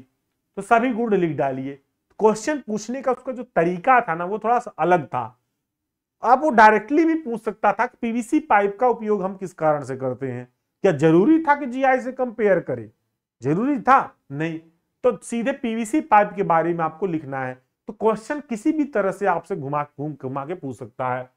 एक क्वेश्चन आपसे इस तरह से भी पूछ सकता है कि निम्न पदार्थों के पाइप पर प्रकाश डालें। ठीक है, जैसे ह्यूम्ड स्टील पाइप क्या होती है, इसके बारे में बताइए। जीआई पाइप क्या होता है, इसके बारे में बताइए। लेड पाइप क्या है, इसके बारे में बताइए। सीपीवीसी पाइप क्या होता है, इसके बारे में बताइए। देखिए, जो पीवीसी पाइप है उसमें ही एक सीपीवीसी पाइप होती है। ठीक है, क्या होती है? सीपीवीसी पाइप होती है। आई बात समझ में?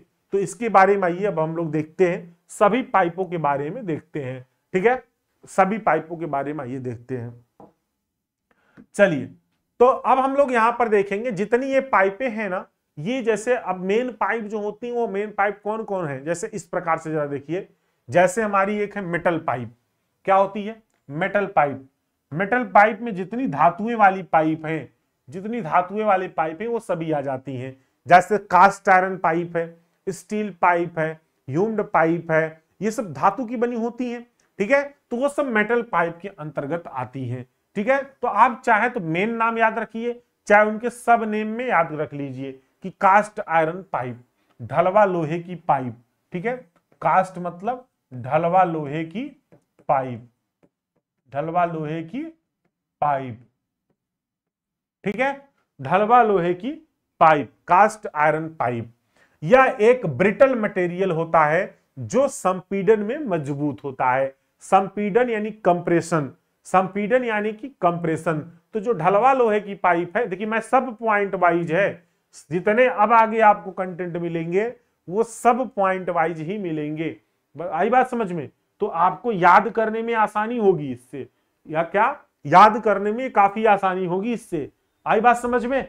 चलिए, तो ये क्या है? यह एक ब्रिटल मटेरियल होता है। ब्रिटल मतलब कि एक बार ये क्या होगा, ज्यादा झटका मारेंगे तो क्रैक हो जाएगा। ठीक है, जो संपीड़न में मजबूत होता है, तो ये कंप्रेशन में काफी मजबूत होती है पाइप। यह 700 किलो न्यूटन पर मीटर स्क्वायर से अधिक दाब को सहन नहीं कर पाता। अगर 700 किलो न्यूटन पर मीटर स्क्वायर से अधिक इस पर दाब लगाते हैं तो ये जो कास्ट आयरन पाइप है, ढलवा लोहे की पाइप है, वो उसको क्या करेगा, सहन नहीं कर पाएगा, फेल हो जाएगा। यह कंपन तथा बाहरी आघात के लिए प्रयोग नहीं किया जाता है। जहां पर ज्यादा वाइब्रेशंस हो, कंपन ज्यादा हो, या फिर अगर बार बार वहां पर झटके लग रहे हो, तो ऐसी सब जगहों पर हम लोग ढलवा पाइप नहीं यूज करते हैं। इसमें जंग लगने की संभावना कम होती है, इसमें जंग बहुत कम लगता है ढलवा लोहे की पाइप में।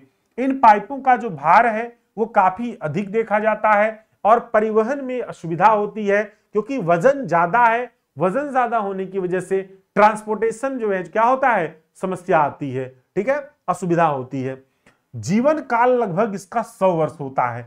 उम्र बहुत बड़ी है इसकी भाई, 100 वर्ष है। 100 वर्ष इसलिए उम्र ज्यादा हो गई क्योंकि ये जो है इसमें जंग जल्दी नहीं लगता। ये तो इसके फायदे हैं, ठीक है। यह 3 से 6 मीटर तक की लंबाई में और 1 मीटर तक के व्यास में उपलब्ध होता है, ठीक है। यानी एक पाइप की जो लंबाई है वो 3 से 6 मीटर के बीच हो सकती है और इनका जो व्यास है वो 1 मीटर तक व्यास में उपलब्ध होता है। अब जरा सोचिए, इसमें कनेक्शन दे पाना एक कठिन कार्य होता है। कनेक्शन मतलब कि एक पाइप से दूसरे पाइप को जोड़ना है, इस तरह मतलब एक पाइप से जब दूसरे पाइप को जोड़ना होता है तो काफी कठिनाई आती है इसमें कनेक्शन देना। प्रयोग कहां पर हम लोग इसका करते हैं, डिस्ट्रीब्यूशन मेंस और ट्रंक सीवर की तरफ जो है किया जाता है। तो डिस्ट्रीब्यूशन मेंस में भी हम लोग इसका उपयोग करते हैं। डिस्ट्रीब्यूशन मेंस का मतलब समझ रहे हैं, मेंस का मतलब समझ रहे हैं, कितने लोग समझ रहे हैं? देखिए जरा ध्यान से, डिस्ट्रीब्यूशन मेंस का मतलब नहीं समझ रहे हैं। देखिए क्या है कि जैसे मान लीजिए कि यहां पर आपका क्या है, यहां पर आपका जो है टैंक बनाए हैं आप, जल निगम है ना, जल निगम है, ठीक है। अभी मैं इसलिए बता दे रहा हूं क्योंकि आगे जरूरत पड़ेगी।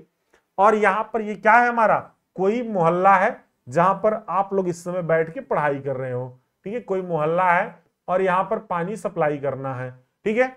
तो यहां से क्या होता है, एक हमारी मेन पाइप पानी की निकलती है, एक क्या होती है, पानी की मेन पाइप यहां से निकलती है ऐसे, ठीक है। एक यहां से क्या होती है, मेन पाइप निकलती है और मेन पाइप से जो है एक डिस्ट्रीब्यूटरी मेन पाइप निकलता है। क्या निकलता है, एक डिस्ट्रीब्यूटरी मेन पाइप ऐसे निकल के इधर चला जाता है किसी इस लोकेशन पे। ये क्या जाता है, डिस्ट्रीब्यूटरी मेन पाइप निकल के चला जाता है, ठीक है। डिस्ट्रीब्यूटरी मेन पाइप निकल के चला जाता है और डिस्ट्रीब्यूटरी मेन पाइप से ही सब मेन पाइप यहां से निकलता है। क्या निकलता है, यहीं से ही सब मेन पाइप निकलता है जो इस क्षेत्र में आएगा, ठीक है। सब मेन पाइप आएगा, ठीक है, इस तरह से। तो यहां से ही हम लोग क्या करते हैं, पानी का जो है कनेक्ट कर लेते हैं मोहल्ला में, फिर एरिया में, फिर सर्विस पाइप वगैरह लगाकर लोग पानी ले जाते हैं। तो जो ये डिस्ट्रीब्यूटरी मेन होता है ना, इसके लिए जो है क्या होता है, ये यूज किया जाता है हमारा ये पाइप, ठीक है। आई बात समझ में, क्लियर? तो और इससे फायदा क्या है, जंग भी नहीं लगता ज्यादा, और जंग जब नहीं लगेगा तो सबसे बेस्ट रहेगा, ठीक है। चलिए दूसरा है स्टील पाइप। स्टील पाइप में अब यहीं पर हम लोग ना ह्यूम्ड स्टील पाइप भी देख लेंगे, ठीक है। ह्यूम्ड स्टील पाइप भी यहां पर देख लेंगे, Hume's steel pipe, steel pipe इसी में है, ठीक है। तो ये पाइप भार में हल्के होते हैं, जो स्टील पाइप होता है, बाहरी आघात को सहने योग्य होते हैं स्टील पाइप, ठीक है। इसमें जंग लगने की संभावना भी काफी अधिक होती है, किसमें, स्टील पाइप में। इसका जीवन काल जो है 25 से 50 वर्ष। कहेंगे सर इतना कम, हाँ इतना कम होता है। उसका कारण क्या है इतना कम होने का, क्योंकि स्टील पाइप है तो जंग जल्दी लगेगा, ठीक है। इसको काटना, जोड़ना और फिटिंग के लिए आसान होता है। तो स्टील पाइप को काटना है, जोड़ना है, इसके लिए काफी आसान होता है। अब हम लोग देखेंगे ह्यूम्ड स्टील पाइप। जब माइल्ड स्टील पाइप में अंदर क्या होता है, अंदर बिटुमिन का लेयर लगा दें या फिर एस्फाल्ट का अंदर लेप लगा दें, ठीक है। तो इसमें जो है बाहर सीमेंट कंक्रीट की भी परत चढ़ा देते हैं, ठीक। तो उसको हम लोग क्या कहते हैं, ह्यूम्ड स्टील पाइप बोलते हैं। ह्यूम्ड कहिए, ह्यूम्ड स्टील पाइप कर लीजिए, ह्यूम्ड स्टील पाइप बोलते हैं इसको। ह्यूम्ड स्टील पाइप ही है, वो कुछ अलग नहीं होती। बस अंदर जो है बिटुमिन या एस्फाल्ट का लेप लगा देंगे और बाहर की तरफ क्या करते हैं हम लोग, सीमेंट कंक्रीट का एक लेयर लगा देते हैं। इससे फायदा ये होता है कि ये मजबूत भी रहेगी, कंप्रेशन में भी मजबूत रहेगी, टेंसाइल में भी मजबूत रहेगी, और अंदर बिटुमिन या एस्फाल्ट का लेप लगा है तो कोरोजन से भी इसमें रेजिस्टेंस बढ़ जाता है, जंग भी नहीं लगता, उम्र भी इसकी बढ़ गई ना। तो सबसे कितना फायदा है ह्यूम्ड स्टील पाइप का। तो ह्यूम्ड स्टील पाइप अगर एग्जाम में आएगा लिखने के लिए तो आपको क्या बताना है कि माइल्ड स्टील पाइप ही होती है ये। माइल्ड स्टील पाइप के अंदर एस्फाल्ट या बिटुमिन का लेप लगा देते हैं और इसके ऊपरी सिरे पर क्या करते हैं, कंक्रीट का एक आवरण लगा देते हैं, जिसको हम लोग क्या कहते हैं, ह्यूम्ड स्टील पाइप बोलते हैं। इससे क्या होता है कि इसकी टेंसाइल स्ट्रेंथ के साथ साथ कंप्रेसिव स्ट्रेंथ और ज्यादा बढ़ जाता है। ठीक है, तो इसलिए ये जो है हम लोग यूज करते हैं। ठीक है, चलिए आगे हम लोग यहां पर देखेंगे नेक्स्ट। इसमें जंग की संभावना कम हो जाती है तथा उच्च दाब सहने की क्षमता हो जाती है ह्यूम्ड स्टील पाइप में, और इसका काटना जोड़ना फिटिंग के लिए आसान नहीं होता। तो आसान नहीं इसको काटना जोड़ना, ठीक है, क्योंकि ये काटना और जोड़ने में बड़ी दिक्कत होती है इसको। यह 5.5 मीटर से 11 मीटर तक की लंबाई में और 15 से 180 सेंटीमीटर के डाया में उपलब्ध होता है। तो डाया भी बहुत बड़ा इसमें मिल जाता है। ठीक है, इस प्रकार के पाइप का प्रयोग पुल के ऊपर, distributing main, pumping mains, inverted siphon, इन सब जगहों पर हम लोग करते हैं। किसका उपयोग, ये जो हमारी ह्यूम्ड स्टील पाइप है, ठीक है, इन सब जगहों पर हम लोग करेंगे। तो ध्यान से देख लीजिए इस स्टील पाइप या फिर ह्यूम्ड स्टील पाइप।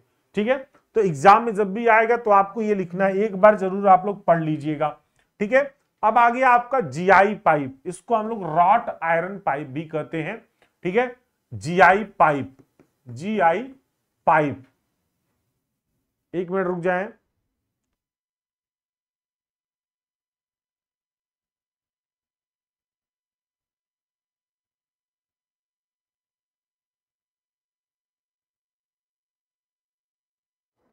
चलिए, ठीक है, तो यहां पर क्या है, जीआई पाइप, यानी कि इसको हम लोग रॉट आयरन पाइप भी बोलते हैं। ठीक है, जीआई पाइप ये आप लोग जानते भी होंगे इसको अच्छी तरह से। ठीक है, ये देखे भी होंगे ज्यादातर लोग। ठीक, इस पाइप को, जीआई पाइप को ग्लेवेनाइज्ड आयरन पाइप इसको हम लोग बोलते, क्या बोलते हैं, ग्लेवेनाइज्ड आयरन पाइप। जो आपके घरों में पतली पतली पाइपें लोहे वाली लगती है ना, वो सब जीआई पाइप हैं। जो घर में आप पानी पीते हो, अगर उसमें लोहे की पाइप लगी है तो वो जीआई पाइप ही है। जीआई पाइप को काटना मोड़ना काफी आसान होता है, इसीलिए हम लोग हर जगह इसका यूज करते हैं। ठीक है, यह पाइप रॉट आयरन का बना होता है। तो बना किससे होगा, रॉट आयरन का, पिटवा लोहा, रॉट आयरन का, जिसमें जिंक का लेप चढ़ा होता है। जिंक का लेप चढ़े होने से आपको सिल्वर कलर जैसा आपको चमकता हुआ दिखाई देता है ना। किस तरह से दिखाई देता है, सिल्वर कलर से जो है चमकता हुआ दिखाई देता है। ठीक है,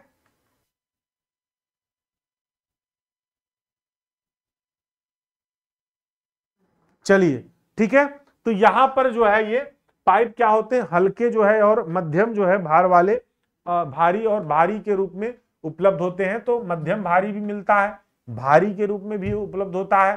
ठीक है, और इनका जो एवरेज लाइफ है वो 10 वर्ष, बहुत कम, 10 वर्ष। इसमें भी जंग बहुत तेजी से लगता है, भले इसीलिए तो जिंक का लेप लगाया गया है कि ये 10 वर्ष से ऊपर चले। ठीक है, जिंक का लेप लगाने से ये क्या है, एंटी कोटिंग मटेरियल है, या एंटी कोटिंग है, anti corrosion coating, sorry, anti corrosion coating क्या होता है, जिंक होता है। तो जिंक का लेप इसीलिए लगाया जाता है ताकि इसमें जंग न लगे, और फिर भी जंग लग जाता है तो एवरेज लाइफ इसकी 10 वर्ष से बहुत ज्यादा नहीं होती। या 6 मीटर की लंबाई में एक अगर आप पाइप खरीदेंगे तो 6 मीटर की लंबाई में उपलब्ध होगा, और इसका डाया 12 से 15 mm, यानी कि मतलब एक तरह से कह सकते हैं कि 1.2 सेंटीमीटर से 1.5 सेंटीमीटर में उपलब्ध होता है। ठीक है, इससे थोड़ा ज्यादा भी रहता है, 1-1.5 इंची में उपलब्ध रहता है ना, 1 इंची 1.5 इंची उपलब्ध रहता है। ठीक है, तो व्यास के रूप में उपलब्ध होता है। इनको काटना मोड़ना काफी आसान होता है, तो ये काटिए, मोड़िए, थ्रेडिंग इस पर करिए, चूड़ी बनाइए, बहुत आसान होता है। और अम्लीयता और क्षारीयता का प्रभाव बहुत तेज होता है, तो इसीलिए ये जल्दी से जंग लग जाता है ना इसमें, क्योंकि ये क्या है, एसिडिक और जो है ये उतना नहीं झेल पाता एसिड वगैरह। इसका प्रयोग घरों में, रेजिडेंशियल बिल्डिंग में, सर्विस कनेक्शन की तरफ प्रयोग किया जाता है। तो जैसे आपके घरों में बाथरूम से पानी गया है, किचन से इधर, तो जितना आपके घरों में पानी का जो दौड़ान है वहां पर या तो प्लास्टिक की पाइप लगी होगी और या तो लोहे की है, तो वो यही पाइप होती है, जीआई पाइप होती है। ठीक है, चलिए पानी वगैरह पी लीजिए, 1 मिनट, फिर शुरू करते हैं।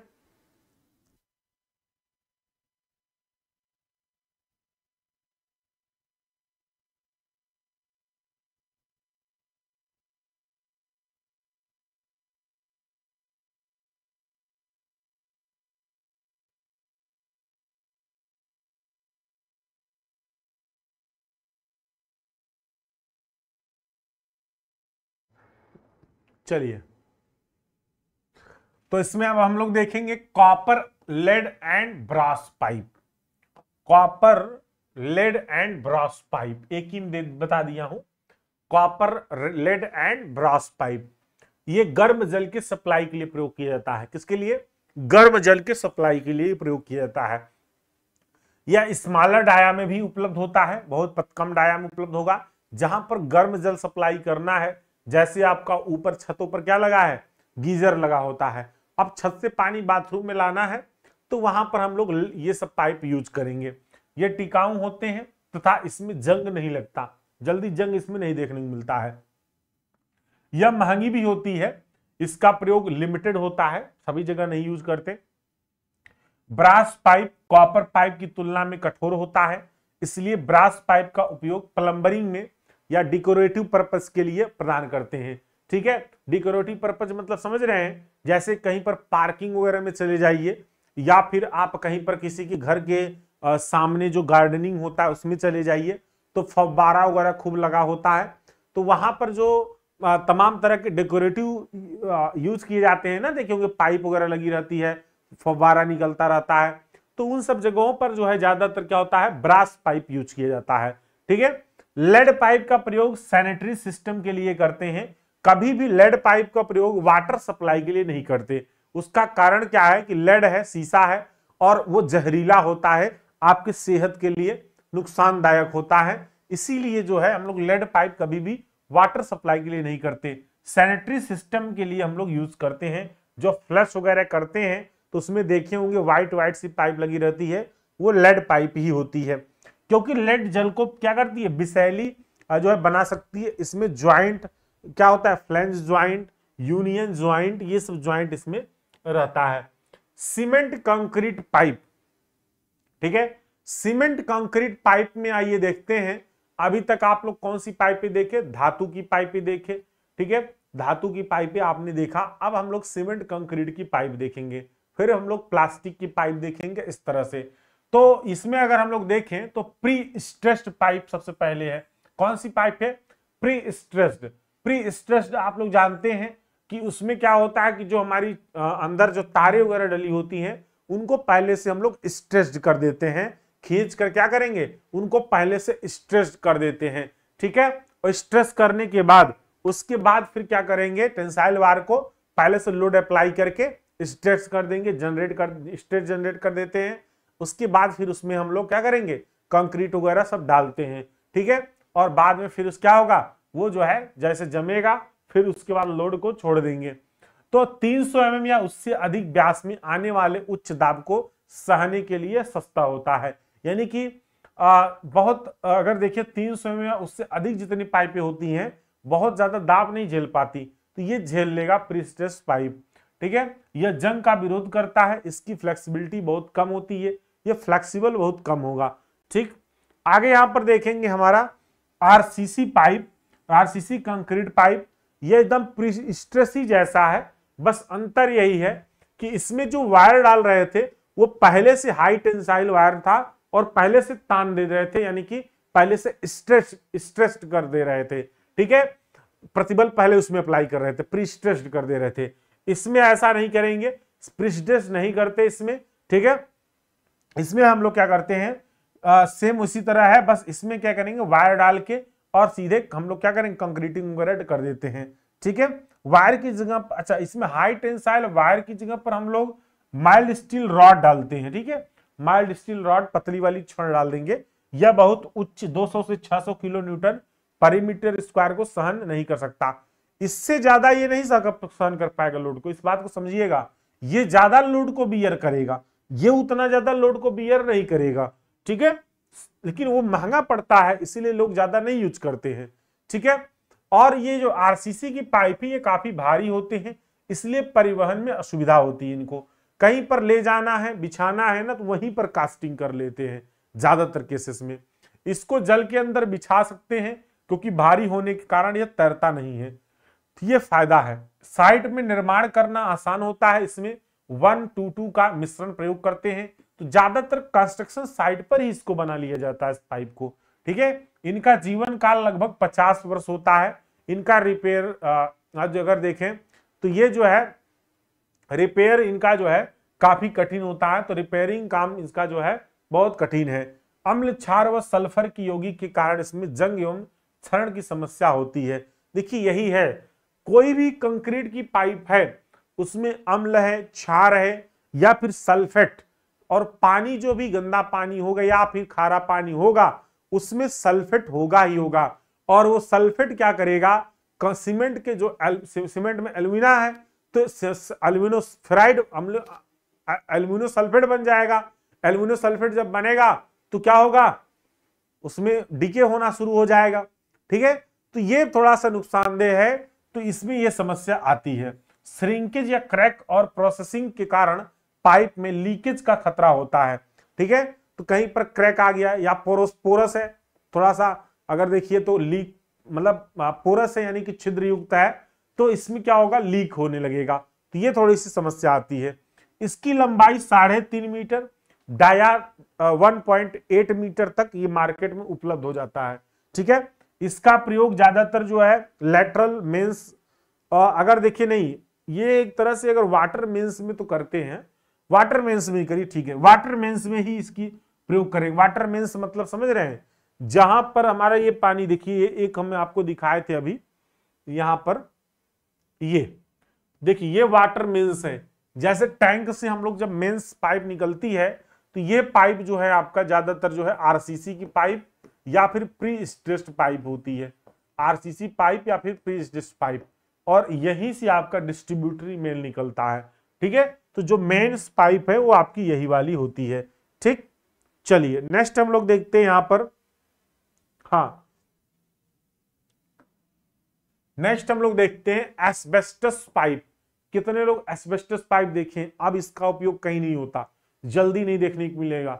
जहां पर पुराने जो शौचालय थे, पुराने शौचालयों में जो वेंट पाइप लगता था वो यही पाइप का रहता था, एस्बेस्टस पाइप का। और जो पुराने घर होंगे जिनसे छतों का पानी नीचे गिराया जाता है, वहां पर भी एस्बेस्टस पाइप पहले लगता था। अब तो पीवीसी पाइप आ गया है, प्लास्टिक की पाइपें आ गई हैं, अब वो सब यूज की जाती हैं, ठीक है। आई बात समझ में। तो पहले तो वो था दूसरा, लेकिन अब ये सब यूज होने लगा है ना, सॉरी पहले तो ये था एस्बेस्टस, अब नया आ गया है प्लास्टिक वाला। तो एस्बेस्टस का जमाना ही खत्म हो गया। एस्बेस्टस मतलब समझ रहे हैं, जो चादरें आप देखते हैं ना, चादरें कौन सी, जो सीमेंट वाली चादरें मिलती हैं छत वगैरह बनाने के लिए, ढालू छत बनाते हैं, टीन शेड जिसको बोलते हैं आप लोग, एस्बेस्टस पाइप। तो ये जो एस्बेस्टस सीट होती है ना, जैसे एस्बेस्टस सीट बनता है सेम उसी तरह से ये एस्बेस्टस पाइप भी बनता है, कोई परिवर्तन नहीं, बस पाइप जैसा बना देते हैं। आई बात समझ में। हाँ, यह एस्बेस्टस सिलिका और सीमेंट का बना होता है, तो अंदर सिलिका और सीमेंट रहता है इसमें। ये पाइप भार में हल्के होते हैं और भंगुर और कमजोर होते हैं, झटका लगेगा तो टूट जाएगा, इसीलिए गांव में बहुत पहले यूज किया जाता था, बट अब नहीं यूज किया जाता। इसमें जंग का विरोध किया जाता है और यह 400 से 1400 किलो न्यूटन पर मीटर स्क्वायर के दाब को सहन कर सकता है, तो इतने दाब को यह झेल देगा। यह 4 मीटर की लंबाई में उपलब्ध होता है और 100 से 900 mm के व्यास के रूप में उपलब्ध होता है। तो ये 4 मीटर लंबा उपलब्ध होता है, यानी छत से पानी उतारने के लिए सफिशियंट है। ठीक है, इसका प्रयोग छत से वर्षा के जल का ड्रेनेज और घरों के में वेंटिलेशन के लिए प्रयोग किया जाता है। तो मैं बताया ना बहुत पहले यूज किया जाता था। जो आज से 30-40 साल पुराने मकान होंगे उसमें जरा जाके देखिएगा, ये पाइप आपको कहीं ना कहीं नजर आ जाएगा। ठीक है, इस प्रकार के पाइप का प्रयोग पेट्रोलियम प्रोडक्ट तथा गैसोलीन के परिवहन में नहीं किया जाता है। ठीक है, ये महंगे होते हैं, तो इन सब जगहों पर नहीं करते क्योंकि ये जल्दी से टूट जाएगा तो दिक्कत हो सकती है। वैट्रिफाइड क्ले पाइप, कितने लोग कुल्हड़ में चाय पीते हैं बताइए? कितने लोग कुल्हड़ में चाय पीते हैं? पीते हो कुल्हड़ में चाय? अब सोचिए कुल्हड़ में जब आप चाय पीते हैं, मिट्टी का बनता है ना, मिट्टी का बनता है कुल्हड़ में चाय। अरे गर्मी का टाइम है तो सुराही भी तो रखे हो पानी पीने के लिए। ठीक है, तो मिट्टी के बर्तन होते हैं ना, मिट्टी के बर्तन। ठीक है, तो देखिए चाय अगर आप लीजिए तो चाय क्या नीचे गिर जाती है क्या? बताइए, चाय नीचे गिर जाएगी क्या? नहीं गिरती ना। सुराही में पानी भरे रहते हो, दिन ब दिन ऐसे पड़ा रहता है, पानी निकलता है क्या बाहर? नहीं निकलता ना। तो सेम उसी तरह से पाइप बनता है, सेम उसी तरह से पाइप बनता है।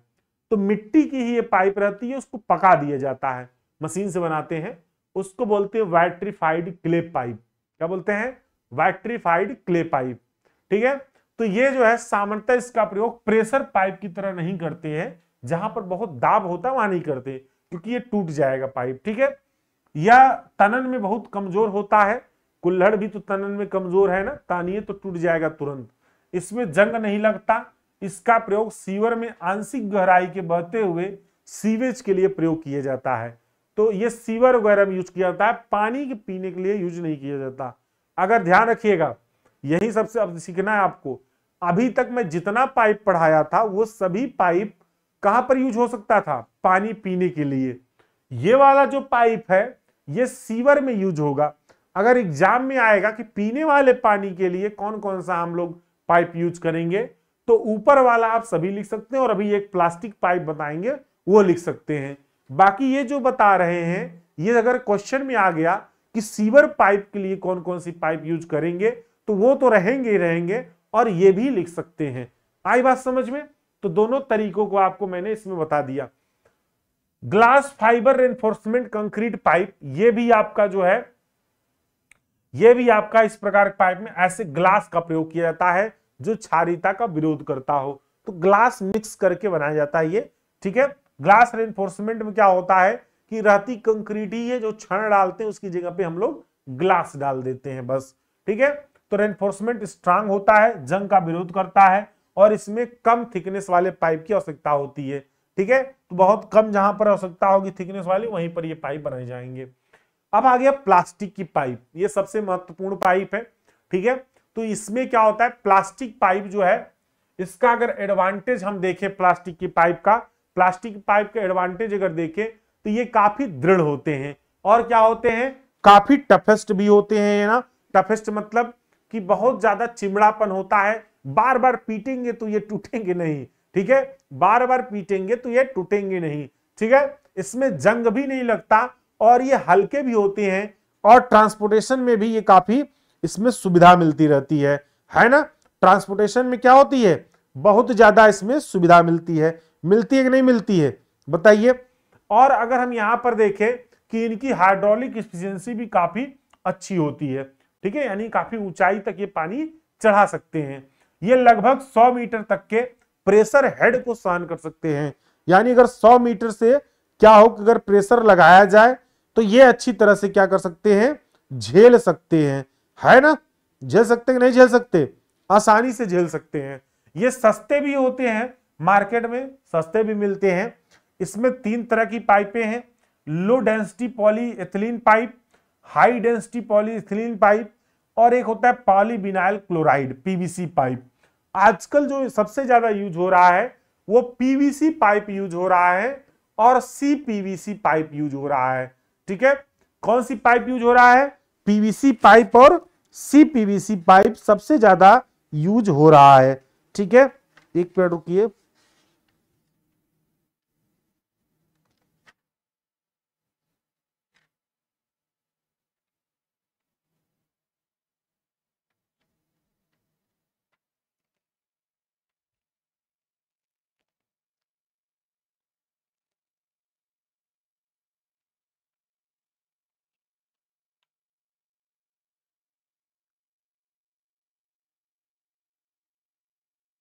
चलिए, तो यहां पर देखिए इनका जो जीवन काल है लगभग 50 वर्ष होता है और ये 16 से 50 mm के व्यास में के रूप में भी उपलब्ध होते हैं और इनके द्वारा गर्म जल, अम्लीय जल, क्षारीय जल नहीं ले जाना चाहिए क्योंकि ये क्या है, नुकसान भी इसमें हो जाता है क्योंकि पाइप क्या होगी, वो जो पॉलीविनाइल क्लोराइड है वो उसके साथ रिएक्ट कर जाएगा। ठीक है, देखिए जरा सा, जो पीवीसी पाइप है ना मार्केट में वो क्या है आपका, ये पॉलीविनाइल क्लोराइड पाइप है और इसमें हम लोग ज्यादा अम्लीय पानी या फिर गर्म पानी नहीं ले जा सकते हैं। ठीक है, ठीक है, क्षारीय पानी नहीं ले जा सकते हैं, ये जो है नुकसान पहुंचेगा इसको। ठीक है, नहीं ले जा सकते हैं, खराब हो जाएगा। लेकिन जो सीपीवीसी पाइप है, सीपीवीसी क्या होता है, जैसे पीवीसी पाइप बनता है वैसे ये भी बनेगा, लेकिन इसमें क्लोरीन का क्या होता है, इसमें कोटिंग कर दिया जाता है, यानी क्लोरीनीकरण करके एक इसमें अंदर की तरफ एक कोटिंग कर दी जाती है, जिसकी वजह से ये पाइप में हम लोग हल्का फुल्का गर्म पानी भी ले जा सकते हैं, क्षारीय पानी भी ले जा सकते हैं और अम्लीय पानी भी ले जा सकते हैं सीपीवीसी पाइप में। पीवीसी पाइप में काई वगैरह बहुत ज्यादा बनता है, सीपीवीसी पाइप में ऐसा नहीं होता क्योंकि उसकी जो अंदर की कोटिंग है ना वो क्लोरीनेटेड कोटिंग होती है, जिसकी वजह से उसमें जंग नहीं लगने पाती। ठीक है, तो ये सीपीवीसी कहेंगे सर दोनों में अंतर कैसे समझेंगे, दोनों देखने में थोड़ा सा डिफरेंस रहती है। ये पीवीसी पाइप व्हाइट एकदम रहेगी, सीपीवीसी पाइप थोड़ा सा क्रीम कलर की या पीलापन में रहता है। ठीक है, आई बात समझ में, तो ये दोनों में क्या है डिफरेंस है पीवीसी और सीपीवीसी में। ठीक है, चलिए, तो ये एग्जाम में अगर आएगा तो अपने से आपको लिखना है। ठीक, आइए हम लोग नेक्स्ट क्वेश्चन देखते हैं। निम्न पाइप फिटिंग पर प्रकाश डालें, यह कहां और क्यों लगाई जाती हैं। ठीक है, इसमें जो है हमारा, इसमें कौन कौन सा है पाइप फिटिंग, जरा देखिए, एक एक करके देखेंगे। पाइप फिटिंग खूब एग्जाम में पूछता है, देखिए कितना पूछा है पाइप फिटिंग से क्वेश्चन, देखिए जरा 2022 में ही 2 क्वेश्चन पूछा है पाइप फिटिंग से। देखिए ध्यान से, आंखें खोल लीजिए, आंखें खोल के देखिए, 2022 में 2 क्वेश्चन आया है, ध्यान से। निम्न पाइप फिटिंग पर प्रकाश डालें, यह कहां और क्यों लगाई जाती है। सॉकेट, टी, निप्पल, 3 है यहां पर, ये 3 यहां पर पूछ लिया।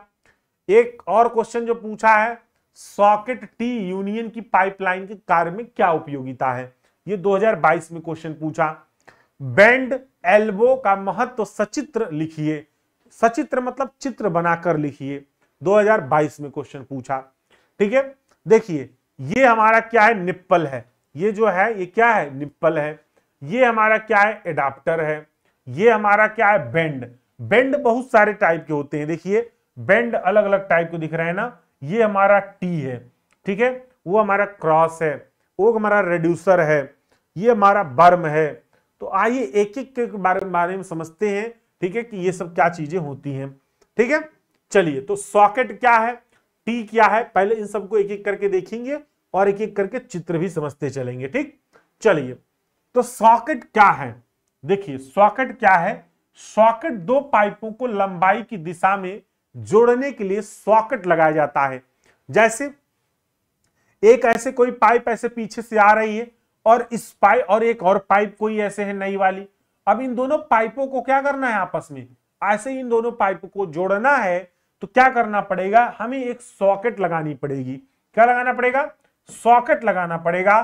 तो 2 पाइपों को जोड़ने के लिए हम लोग क्या करते हैं, सॉकेट का उपयोग करते हैं। इस प्रकार से सॉकेट रहता है, ऐसे देखिए होंगे आप लोग, सॉकेट ऐसे रहेगा इस प्रकार से, ऐसे, और ये वाला जो पाइप आएगा वो इसी सॉकेट के अंदर ऐसे चला जाएगा, थ्रेड।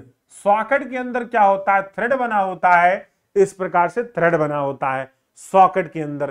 तो 2 पाइपों की लंबाई की दिशा में जोड़ने के लिए सॉकेट लगाया जाता है। ठीक है, सॉकेट का भीतरी व्यास पाइप के बाहरी व्यास के बराबर होता है, यानी जो सॉकेट है, ये नीला वाला सॉकेट दिख रहा है, इसका जो अंदर वाला व्यास है वो पाइप के बाहरी व्यास के बराबर होता है। सॉकेट की भीतरी परिधि पर चूड़ी कटी होती है। ठीक है, तो सॉकेट की जो भीतरी परत है, अंदर वाले तरफ चूड़ी कटी होगी, तो दोनों तरफ की जो पाइपें हैं वो जाकर दोनों उसी में क्या होंगी, अच्छी प्रकार से टाइट हो जाती हैं। जैसे हैंडपंप वाली जो पाइप होती है, देखे होंगे हैंडपंप वाली पाइप में क्या होता है, सॉकेट लगता है बीच बीच में ना, तो वो क्या होता है उसी में अच्छी प्रकार से टाइट हो जाता है। इसी तरह घर में जो मेंस पाइप होती है, ठीक है, घर में जो सर्विस पाइप होती है उसमें भी तो सॉकेट लगा होता है जगह जगह पर, ठीक है। तो इस प्रकार से ये सॉकेट पाइप जो है हमारा, सॉकेट क्या होता है आपको समझ में आ गया, यानी दो पाइपों की लंबाई की दिशा में जोड़ने के लिए हम लोग क्या करते हैं, सॉकेट लगाते हैं। और सॉकेट का जो भीतरी व्यास है वो दोनों पाइपों के बाहरी व्यास के बराबर होता है। सॉकेट के भीतरी में अंदर की तरफ क्या होता है, चूड़ियां कटी होती हैं। इस तरह से अपने मन से एकदम लिखना है, समझना है, ठीक है। नेक्स्ट हम लोग देखते हैं लघुकारी सॉकेट, रेड्यूसिंग सॉकेट या फिर रेड्यूसर। जैसे कि आप सॉकेट देख रहे हैं ये सिंपल है, कभी कभी क्या होता है एक कोई मोटी पाइप आती है, इस प्रकार से मोटी पाइप आएगी और आगे उसको पतली पाइप के रूप में जाना है, तो इस तरह से रेड्यूसर लगता है। रेड्यूसर में क्या होता है, एक तरफ इसका जो डाया है वो ज्यादा होता है, दूसरी तरफ क्या होता है ये कम होता है, ठीक है। तो यहां पर क्या होता है कि दो विभिन्न व्यास वाले पाइपों को जोड़ने के लिए क्या होता है, रेड्यूसर का प्रयोग किया जाता है, ठीक है। देखिए एक पाइप का डाया ज्यादा है इधर, एक पाइप का डाया कम है, अगर भी दो विभिन्न डाया के पाइपों को अगर जोड़ना है तो वहां पर हम लोग सॉकेट, ये रेड्यूसर सॉकेट लगाते हैं, ठीक है।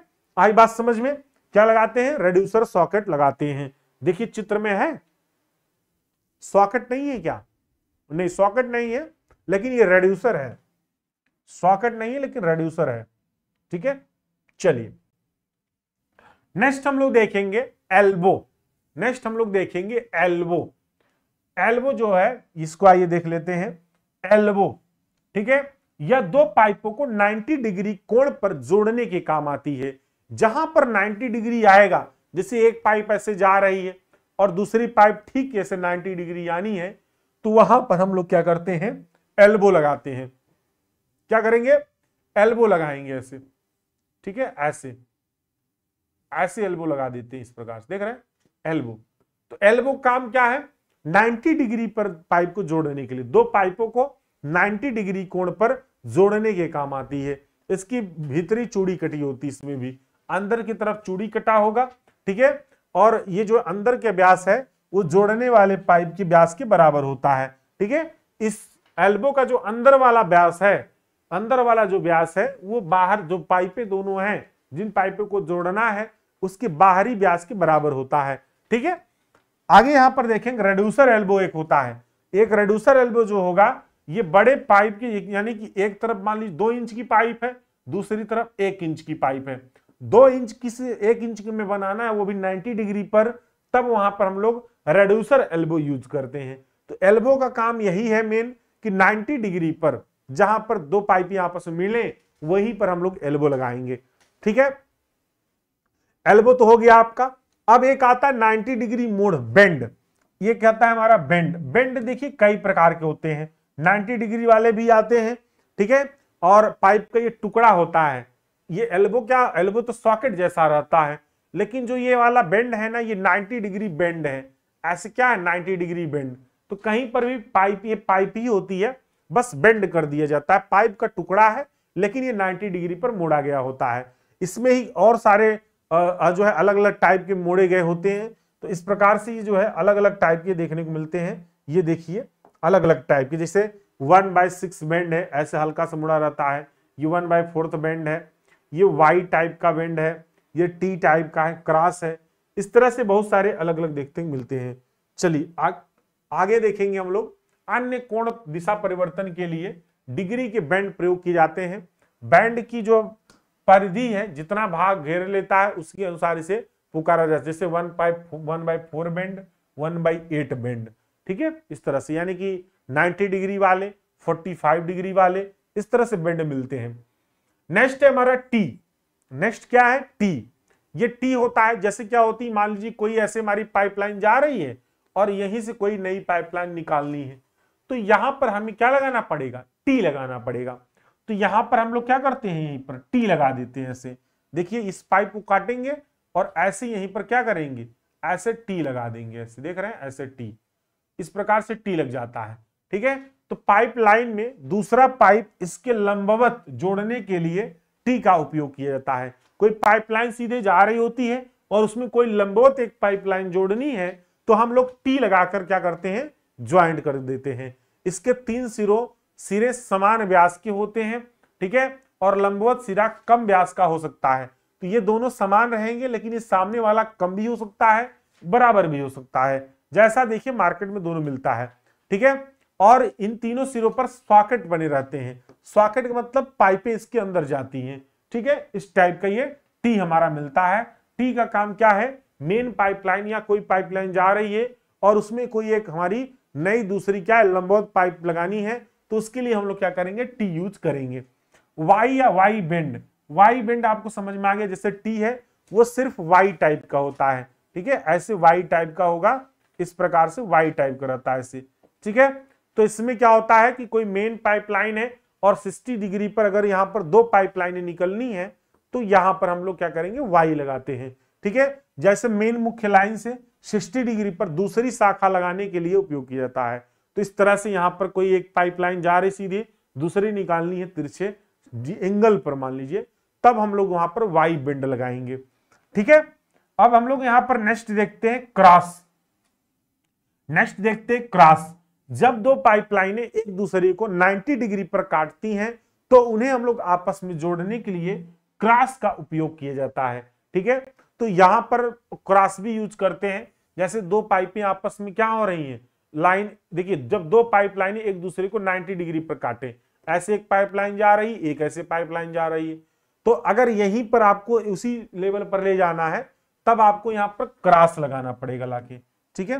तो ये क्रॉस ऐसे लगता है, ऐसे क्रॉस इसी में लगा देते हैं ऐसे, ठीक, इस प्रकार से क्रॉस लग जाएगा, सभी में थ्रेड बना रहता है, ठीक है। तो क्रॉस उपयोग करेंगे, ठीक है। चलिए नेक्स्ट है हमारा निप्पल। नेक्स्ट है निप्पल, ठीक है। निप्पल यह पाइप का छोटा टुकड़ा होता है। क्या होता है, पाइप का छोटा टुकड़ा है जिसके दोनों सिरों पर बाहरी चूड़ियां कटी रहती हैं। ध्यान रखिएगा, इसके छोटा सा टुकड़ा है और इसके दोनों क्या होगा, सिरों पर बाहरी चूड़ियां कटी होती बाहर की तरफ। ये दोनों समान सिरों वाली अथवा लघुकारी रिड्यूसिंग या एडाप्टर निप्पल भी प्रकार की होती है, कम ज्यादा भी रहेगा और इस तरह से, ठीक है। तो ये निप्पल हमारा जो है, 1 मिनट चित्र में दिखा दें आपको, निप्पल ये रहा, देखिए ये डबल निप्पल, देखिए यहां पर बस पाइप जैसा रहता है, इधर भी चूड़ी कटी है, इधर भी चूड़ी कटी है। तो कहीं पर ज्वाइंट करना है ना 2 पाइपों को, तो ये निप्पल भी प्रयोग कर देते हैं कहीं कहीं पर, ठीक है। जैसा जो समझ में आए वहां पर लगाते हैं, ठीक है। अगला यहां पर देखेंगे नेक्स्ट, इसमें एडाप्टर। एडाप्टर जानते होंगे आप लोग, मोबाइल में यूज करे होंगे, ठीक है। 2 पाइपों को जिनमें बाहरी और भीतरी चूड़ियां मेल नर तथा फीमेल मादा कटी होती हैं, उसको जोड़ने के काम आता है। इसके एक सिरे पर बाहरी आउटर और दूसरे सिरे पर भीतरी इनर चूड़ियां कटी होती हैं, ठीक है। तो एक सिरे पर क्या होता है, बाहरी, और दूसरी तरफ सिरे पर क्या है, भीतरी, ठीक है। जहां चूड़ियां हैं वहां पर अगर कटी हैं तो वहां पर ये जोड़ने के काम आता है। देखिए कभी कभी ऐसा गड़बड़ा जाता है मामला। गड़बड़ क्या हो जाता है, जैसे मान लीजिए एक कोई ऐसे पाइप आई, ठीक है। अब इस पाइप में क्या है ना कि अंदर की तरफ चूड़ी कटी है और जो सामने वाली पाइप है इसमें बाहर की तरफ चूड़ी कटी है। अब इसको जोड़ना टिपिकल काम हो जाता है, तो उसके लिए हमें एडाप्टर यूज करना पड़ेगा। एडाप्टर में ये सिस्टम होता है कि एडाप्टर में क्या होता है कि जो ये एडाप्टर निकलता है ना, तो इसमें क्या होता है, एक सिरे पर क्या होता है, जैसे ये एडाप्टर ऐसे होगा तो इसमें एक सिरे पर जो है बाहरी थ्रेड होता है और दूसरे सिरे पर जो है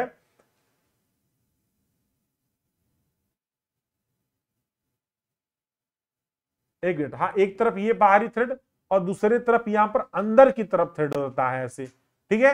तो ये क्या है, हमारा एडाप्टर है। यानी कि देखिए एक हमारा जो है मेल और एक फीमेल होता है यहां पर इसमें, ठीक है, मेल फीमेल एक रहता है। तो यहां पर ये क्या है, ये वाला मेल है जो बाहरी थ्रेड रहता है, जो अंदर थ्रेड होता है वो फीमेल होता है, फीमेल, ठीक है। तो मेल फीमेल सिस्टम इसमें भी रहता है।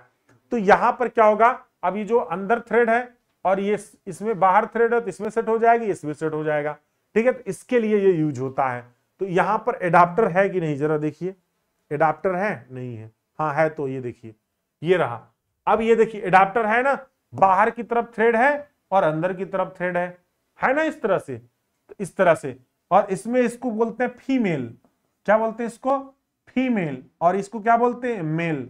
अब कहेंगे सर ये मेल फीमेल कैसे हो गया, देखिए ये जो बाहर की तरफ क्या होगा, ये जिसके अंदर ये जाएगा, ये देखिए ये क्या हो गया, ये थ्रेड है, और ये थ्रेड क्या होगा, पाइप के अंदर जाके टाइट हो जाएगा, जिसके अंदर जाएगा उसको मेल, और ये क्या होगा, ये खुद अंदर लेगा तो इसको फीमेल, इसीलिए मेल फीमेल इसको बोलते हैं।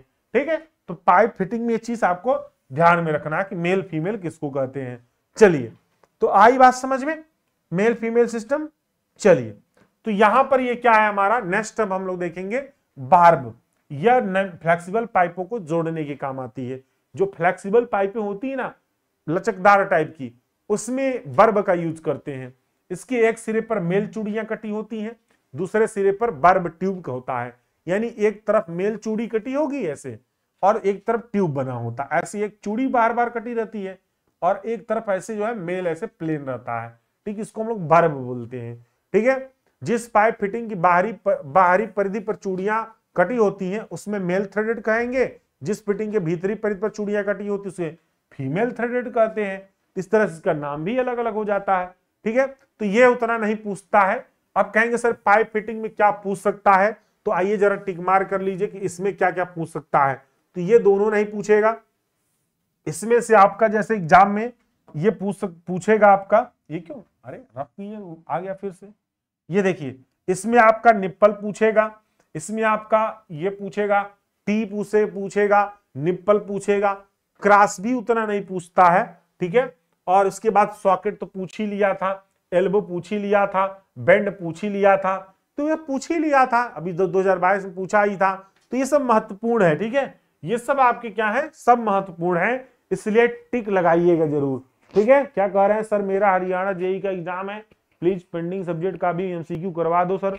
हम एमसीक्यू आपकी तो अब वही शुरू होगी 10 तारीख के बाद, अभी तो नहीं शुरू होगी। एमसीक्यू जो शुरू होगी वो 10 तारीख के बाद शुरू होगी, क्योंकि अभी सेमेस्टर का पेपर चल रहा है। ठीक है, अभी नहीं शुरू हो पाएगी। हाँ, वो 10 तारीख के बाद ही आपकी शुरू होगी।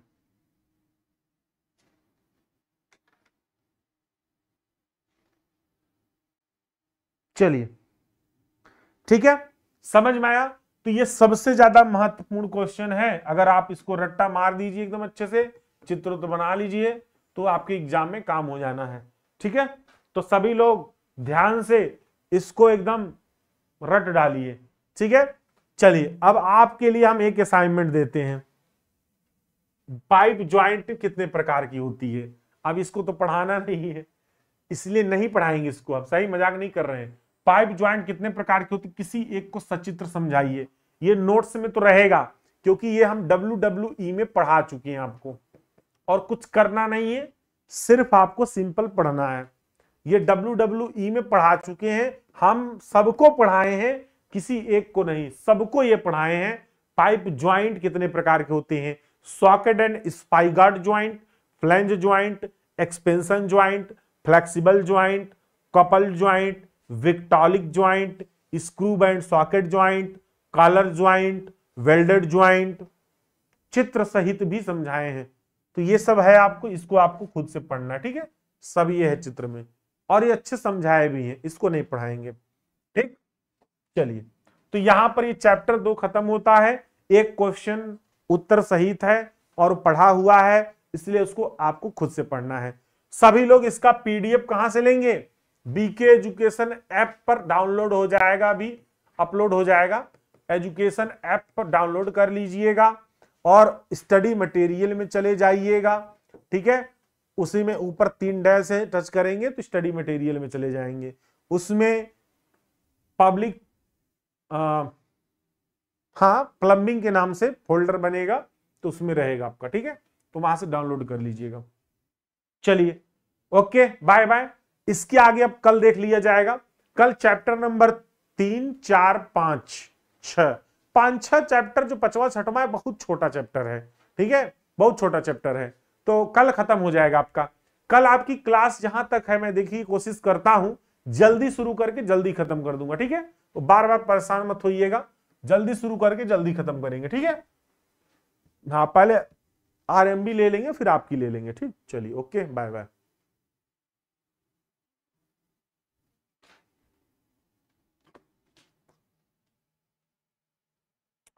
चलिए ओके, बाय बाय। क्लास को शेयर कर दीजिए फटाफट सभी लोग, ठीक। और कमेंट वमेंट कर दिया करिए अगर अच्छा लगा क्लास तो।